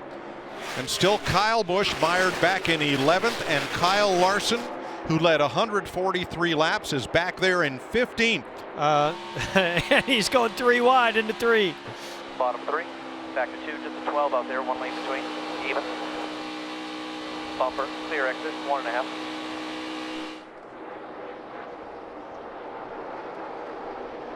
And right there with a lot of big names is that number 8 of Daniel Hemrick in 6th place. What a drive for the rookie from Kannapolis. I tell you, Mike, that kid has got such a great attitude. I've never seen a driver, I don't think, walk through the garage laughing, smiling, excited about being in the Cup Series and excited about driving that race car.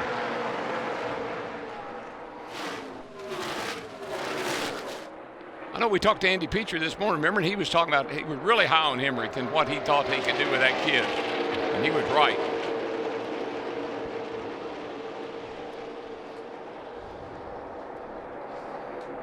Logano on the bottom, Kurt Busch in the middle, Keselowski up top. 3 drivers up front with 3 very different approaches to this racetrack right now. But Ryan Preece is with Jamie Little. Involved in that pit road accident. You've been checked and released. And Ryan, I heard you say on the radio you had glanced down at your tachometer. What did you see after that? I mean, I was just trying to make sure I wasn't speeding. And when I looked up, he was coming into pit. So just a mistake. What are you going to do? Just unfortunate for us because we were having a really good run. And like I said, we're going to have some good cars this year. So if we can keep that, we'll be good at Vegas. And just really proud of everybody with JTG and Kroger. And nothing else you can do other than that. So look forward to next week. Definitely have to watch the 47 at Vegas, Mike. Jamie, after seeing that again, where B.J. McLeod comes almost to a stop, his pit was almost 5 pits away. Holy Ryan Preece hit him. Mike, I know these cars have got to be handling good because there's no way you can run off a corner, turn 4 at Atlanta 2 or 3, 4 wide like this and Wow. make it. And they're making it look pretty easy, actually. And something else, we talked about that sun setting certainly causing some glare for these drivers, but it's causing some shade through turns 1 and 2. So it seems like the grip level is getting better and better down through turns 1 and 2. Team Penske, 1-2. Now, what would you say if you were teammates right now? And Joey, who is the champ, and Brad, who would really like to win this race, that's a real battle right there between the two teammates. I think he's thinking about returning some of the love from last year's champion to maybe he wants to be champion this year. Whoa! Larson on the outside in that yellow and red car. He just parted the lanes. He just did a drive-through. yes, he did. And still back there battling at 14th, but boy, giving it his all. Right behind Chris Buescher. Back up front. Battle, baby. Here we come. Didn't we hear earlier Keselowski said his trouble spot was off of turn 2? I didn't see any trouble with that. He was flying off of turn 2. I think turn 2 has changed a lot, Jeff. It's gotten shade on it now, and I think it's really picked up a lot of grip over there. Did you see him honk the horn at Logano going into the corner? Chrome horn? Yeah. Well, you know the rules, teammate. Race hard as you want to. I don't care how hard you race each other. Just don't wreck each other. Right. They almost broke that rule. Well, Logano's racing him hard. He's trying to stay to the outside side, draft him down this back straightaway, not wanting to give up that spot. Nobody out back yet. Door coming up to you here. Still there. Still there, door. Preferred line to Keselowski on that yellow line. If he can hook it, does a nice job. And then remember, Keselowski is not feeling well. He said he wasn't 100%, but as he and the car together, they felt like they could win this race. By golly, 32 laps to go, he might be right. Well, we've heard a lot of drivers complaining about their cars today. There's one driver probably isn't saying much about it, and that's Brad Keselowski. When you're sick like that, you've been there, Darrell, you just hunker down, put your eyes straight ahead, and you just go do your job. You know what I found about when I was out, never felt real good? I didn't complain a lot. Yeah, that's what I'm saying. We haven't heard much out of Keselowski all day. Vince? Well, Brad told me he was about 70 to 80%. In fact, Austin Cindric did the pre-race appearances that Brad was scheduled to do because Brad didn't feel well enough. But I'm guessing that when it comes to victory lane, it won't be Austin Cindric. I'm guessing that's going to be Brad Keselowski. Amen. Darrell, if you were feeling a little off, was there any better remedy than a good handling race car? Oh, no, you said in that car, Mike, it's a little cocoon. And you get all tucked away in there and you get all strapped in. And it really helps your focus because you know you don't feel well, but you got to do your job. And I think it really helps you focus on your job.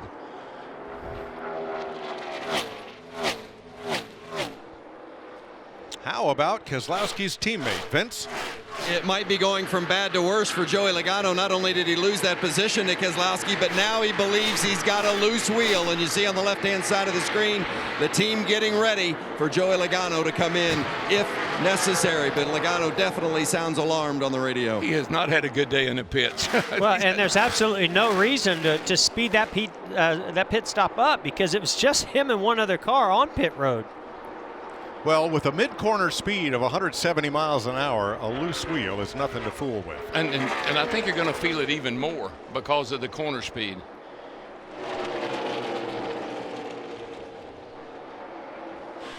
'12th place here, Denny Hamlin, Chris Buescher having a strong day. Remember, we have 21 cars back on the lead lap, back to Chase Elliott. And in 6th place, the driver that was heavily favored coming here. What did Kyle Larson say early in the day? I'm just glad he lets us race here with him.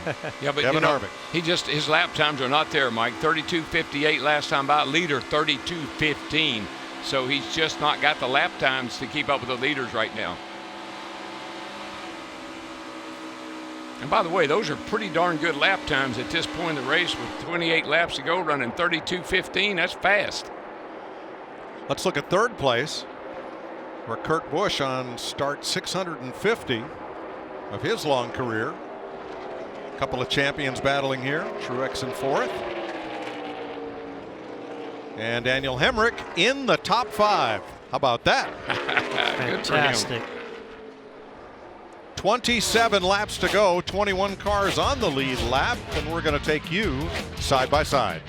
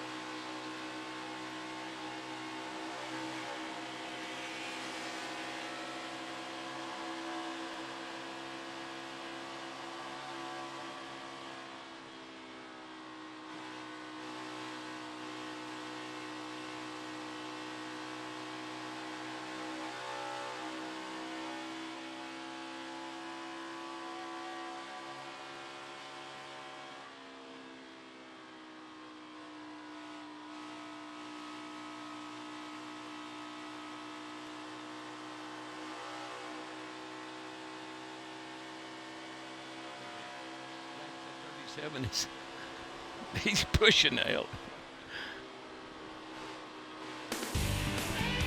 22 laps to go in Atlanta. You're watching Kyle Larson trying to rebound from a speeding penalty. He's at 13th against Denny Hamlin, and Chris Buescher make that 12th place for Larson, but the laps are winding down. Kurt Busch out in front of Truex now for second as Joey Logano hits pit road.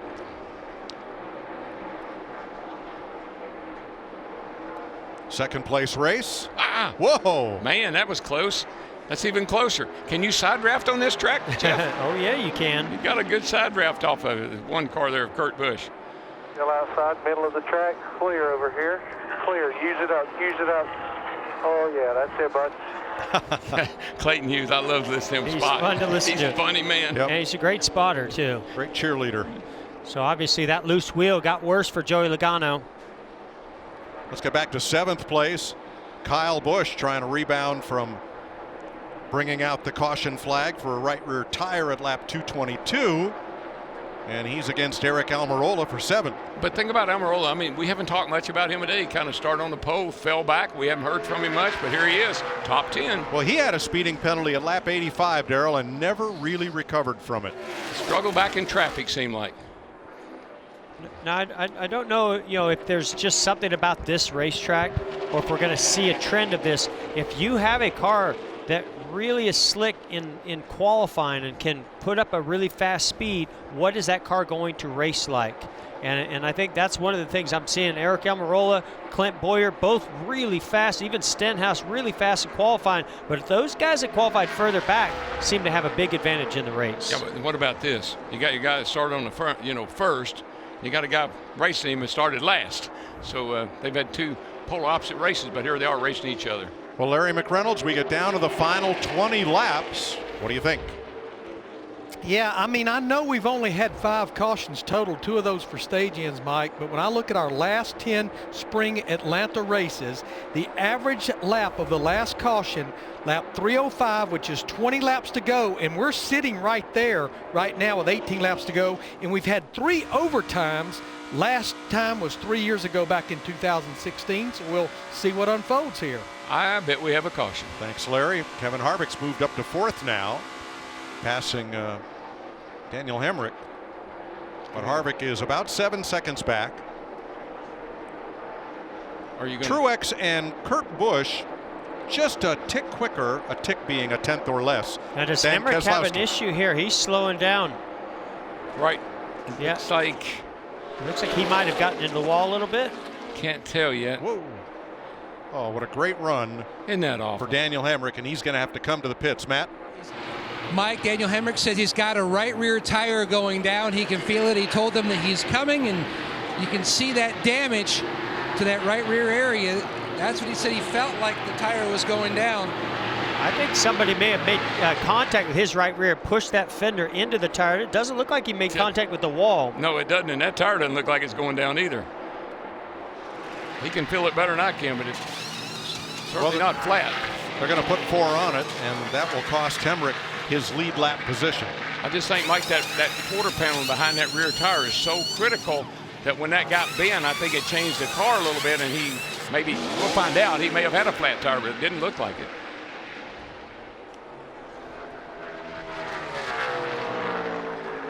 Brad Keselowski did not participate in the beginning of final practice yesterday. He was too ill. He and wife Paige fell sick Friday evening. And Brad did make 2 brief practice runs late in that session yesterday afternoon. Between then and race time today, got a couple of bags of IV fluid. Said he felt well enough to race and wanted to tough it out. He might tough it out all the way to victory lane. Well, he and Paul Wolfe. I've always loved Paul Wolfe. They always come up with a different strategy that seems to work for them most of the time. Today, they just had one strategy. Fast car, lead the race, win it. Hey guys, I just was looking at one of our cameras on pit road. Daniel Hemrick, he came to pit road. The right front tire was all to pieces. It looked like, especially on the inside shoulder, which we heard some complaints about that earlier. So right front for the 8 car, not the right rear. Yeah. Wow. That thing shredded. Good that he stopped. Yep. Well, I knew that right rear didn't look down because it was pretty good, but that right front, not so good. And Ryan Blaney comes to pit road. Tough break for another driver who has led this race.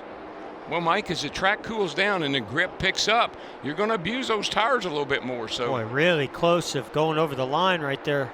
Oh, some damage to the front of Corey LaJoie's car. Oh, again, you know, he got the left side at Daytona. Yep. And now looks like he's been hit right in the chin. Oh no, right in the kisser. Yeah, he got hit in the nose. Got 2 black eyes now. Their sponsor had so much fun at Daytona, they said, hey, let's do it again next week in Atlanta. So good for them.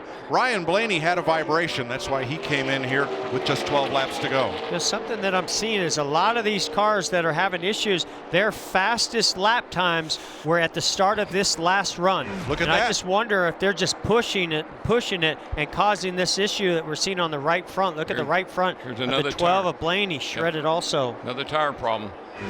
I just think the speeds are pretty high right now. We're running, what do we, last lap, 33 seconds. So, Larry, if your 2 teammates have shredded right front tires, what do you tell your driver, their teammate who's leading the race? With 11 laps to go, stand on it. That's Let's right. go. I'm with you, Larry. Ain't nothing we can do about it now, pal. Now, just going back to what I'm saying, Keselowski, his fastest lap was on lap 286. That's when we went to green. His teammate, Joey Logano, his fastest lap, 285. You know, the 8 car, same thing. Hemrick, lap 289. I'm just wondering if there's a correlation there. So what are they telling Brad, Vince?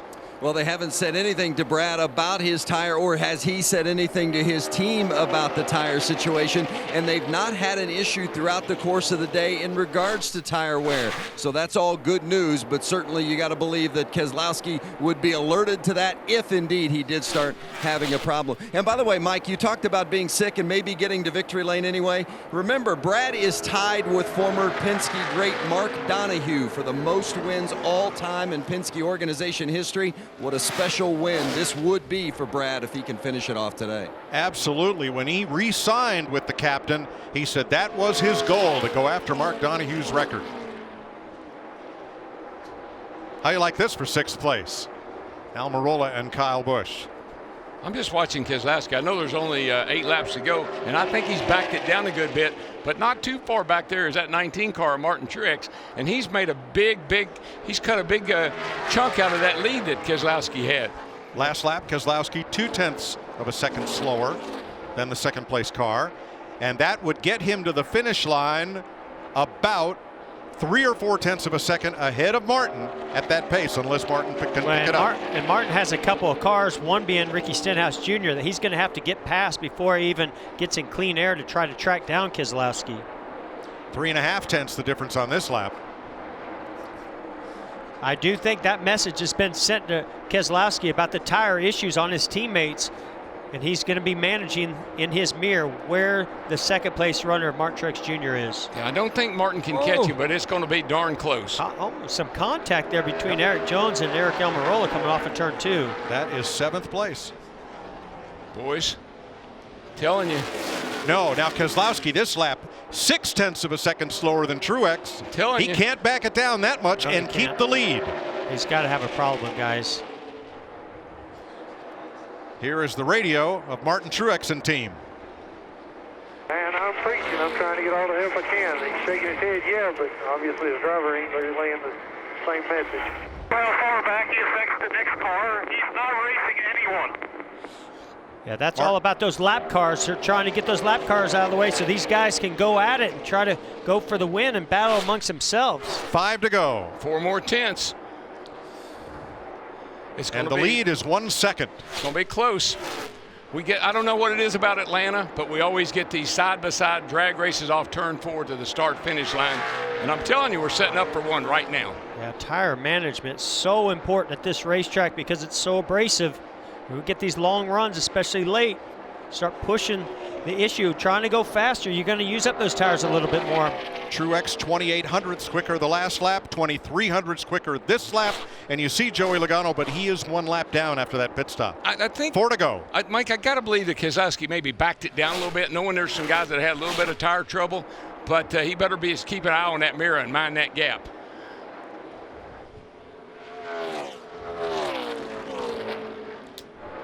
Saw Roger Penske this morning in the garage area conferring with his teams. He's likely on the roof watching this unfold as Brad Keselowski, boy, what a tough it out day for him with the lead with 3 to go, and it's just 0.7 now. It's going to be close. That was a 23 to a 53 that time. Truex the fastest. That Truex really closed in.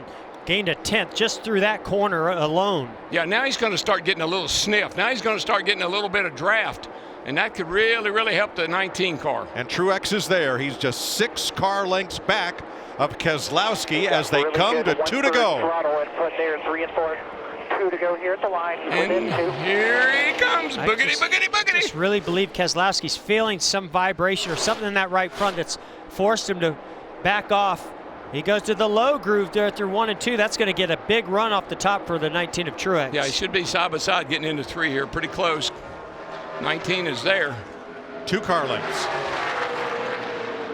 Keselowski's going to have to drive a defensive line now. Coming to the white flag. That'll be 1 to go. Sponsored by Credit One Bank. Oh, man, what a battle. Last lap at Atlanta. 3 car lengths is the difference. Which way will he go? Which way will he go? Does he go that high? time, that lap, Keselowski was faster. He goes back to the top in turn 2. I love what Brad Keselowski did right there. He went to the bottom, The lap before went to the top this time. Truex really didn't know which lane to pick down in 1 and 2. Yeah, that was the problem. He didn't know if he's going to go high or go low, and it took his line away. There have been 4 last lap passes at Atlanta. Turn 4. For the final time, Brad Keselowski is going to win the Folds of Honor Quick Trip 500. Nice job, guys. How to manage a lead. Wow. Yep. What's the use having a big lead if you don't use it? That's what I always say. He used her up. 28th career win for Keselowski. He last won in Las Vegas in September. Second victory at Atlanta. And the 60th career win for Brad with Team Penske. Good job, Brad. Way to hang in there today. I'm proud of you, man. It's a great run. Breaking a tie with Indy 500 champion, You too, buddy. Trans Am champion, and Can-Am star, the great Mark Donohue. Today's victory was fueled by Sunoco. Sunoco's fueling victories all season long. Brad's trademark move is having the American flag accompany him on his victory lap. And you know what, Mike? Bill France Jr. would be mighty happy with the outcome of that race. You had a Ford first, a Toyota second, and a Chevrolet third. He'd say it was a pretty good day. And almost a side-by-side finish. Yeah, and almost.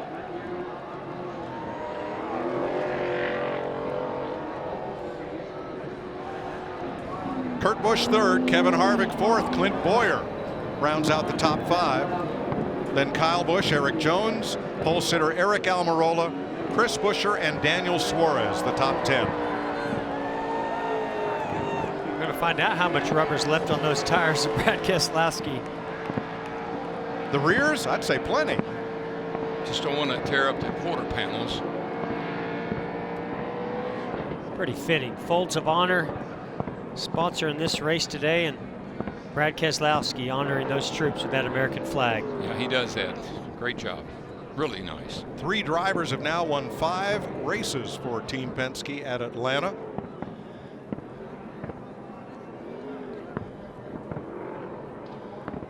Ford picks up its first win since Homestead in November. And they're 32nd at a track where they used to dominate. Oh, yeah. On the old layout of Atlanta Motor Speedway, The Wood you Brothers, weren't racing to win unless you had a Ford. The Wood Brothers, Bud Moore, and certainly Bill Elliott. They dominated this place for years. We always called it a Ford racetrack. Right. That shows you how much rubber and grip is left out there. None. He's out of grip. Well, we have a camera crew chasing Brad Keselowski. Trying to get a word with him as they set up the stage for Victory Lane. Here's Jamie. And Kurt Busch talking to his new boss man, Chip Ganassi. Kurt, 650th start, and you're just as competitive as ever. Top 5 most of the race. How proud are you of this effort when you guys are just getting to know each other? Yeah, I can say that it wasn't anything fantastic or anything exciting, but it really was. To finish third in our second outing together and to run with, the who's who of the sport, it just shows Ganassi's got the right stuff. I mean, Larson had a tough break. We caught a good break to get on the lead lap with Logano and to race in the top 5 at the end. But, all in all, for us to get gelled together, to learn what loose and tight was. But, man, I just struggled in turns 3 and 4, and that's where I got arm wrestled. And they took us, but, hey, we're top 5 in this kind of run. So thanks to Monster Energy. ComServe was on our car this weekend.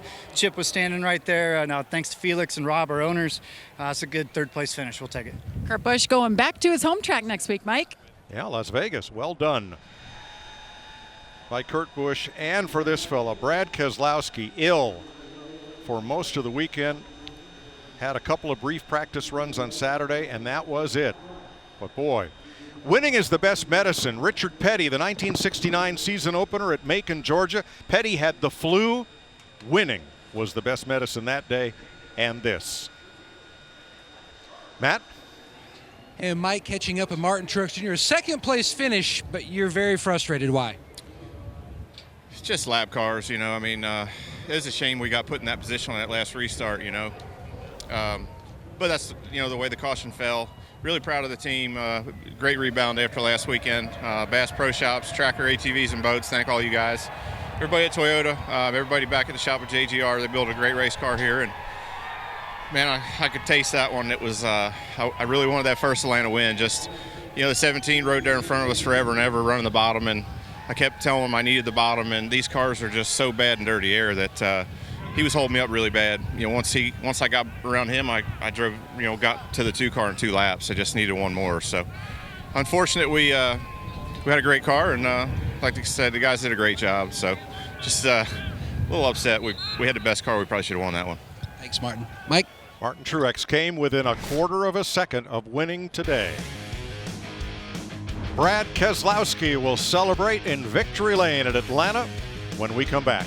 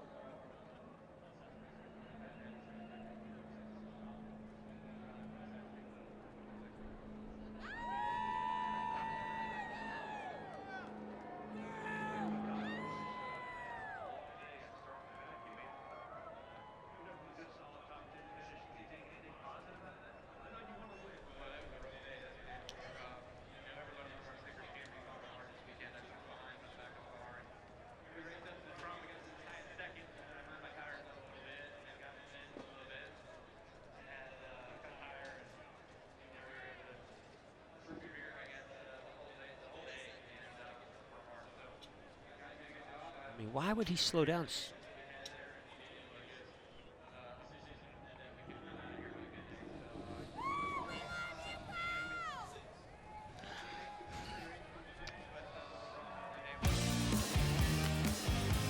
Brad Keselowski wins for Team Penske and Ford at Atlanta Motor Speedway.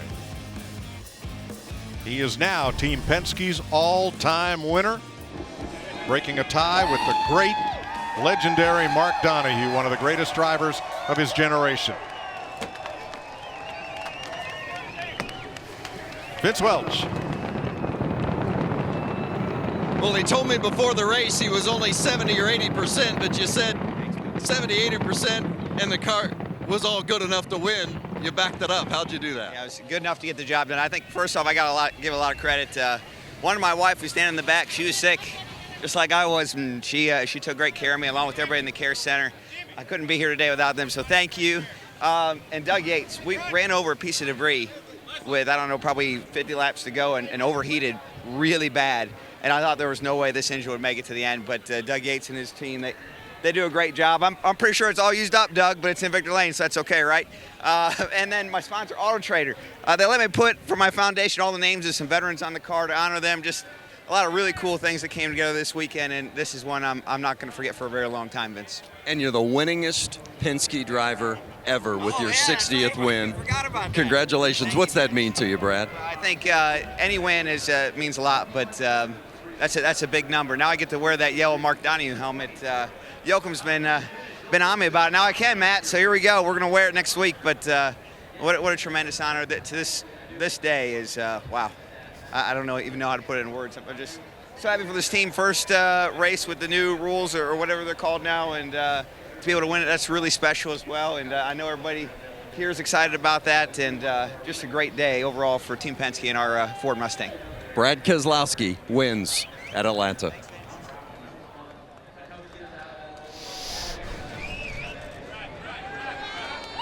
Kevin Harvick and the Ford team led 44 laps today. They never gave up, kept adjusting on it, Kevin. But what is your take on just this new package here?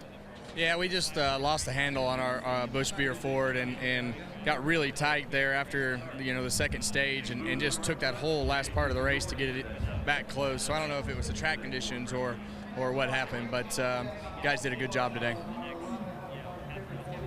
Strong top 5 finish today for Clint Bowyer. Looking back on this event, this new package, how would you describe it? It's different. Our Haas Automation Ford was strong. It was strong all weekend. It had extreme, speed. We did have that.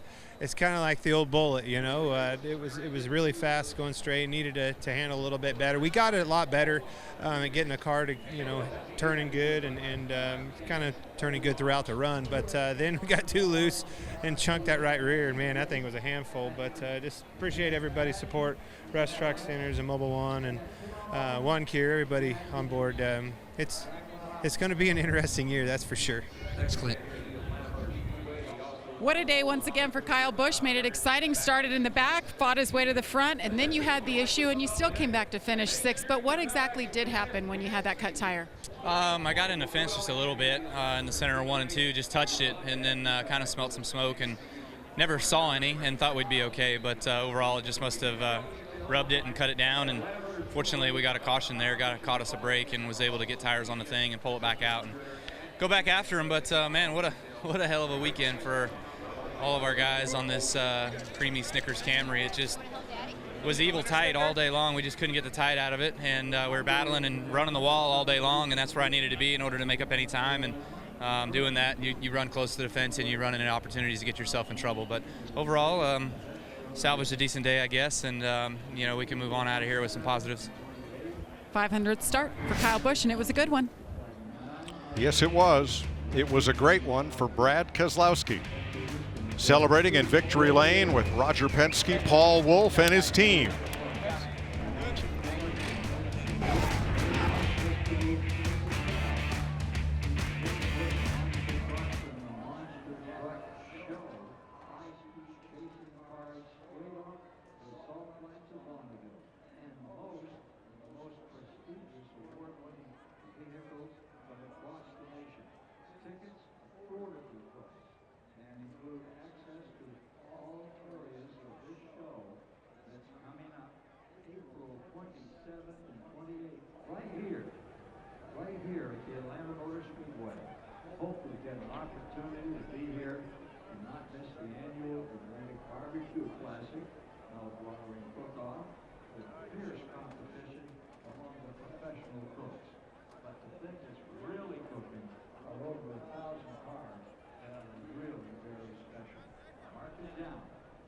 April the 27th and 28th here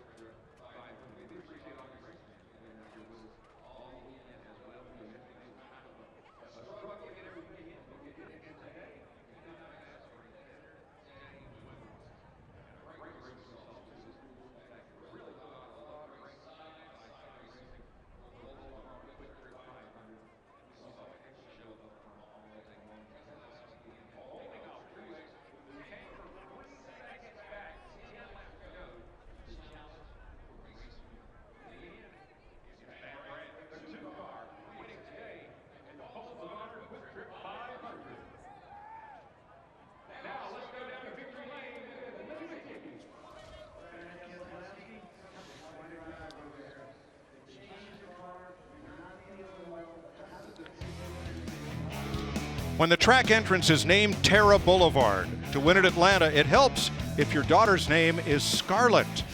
Scarlett O'Hara, Gone with the Wind.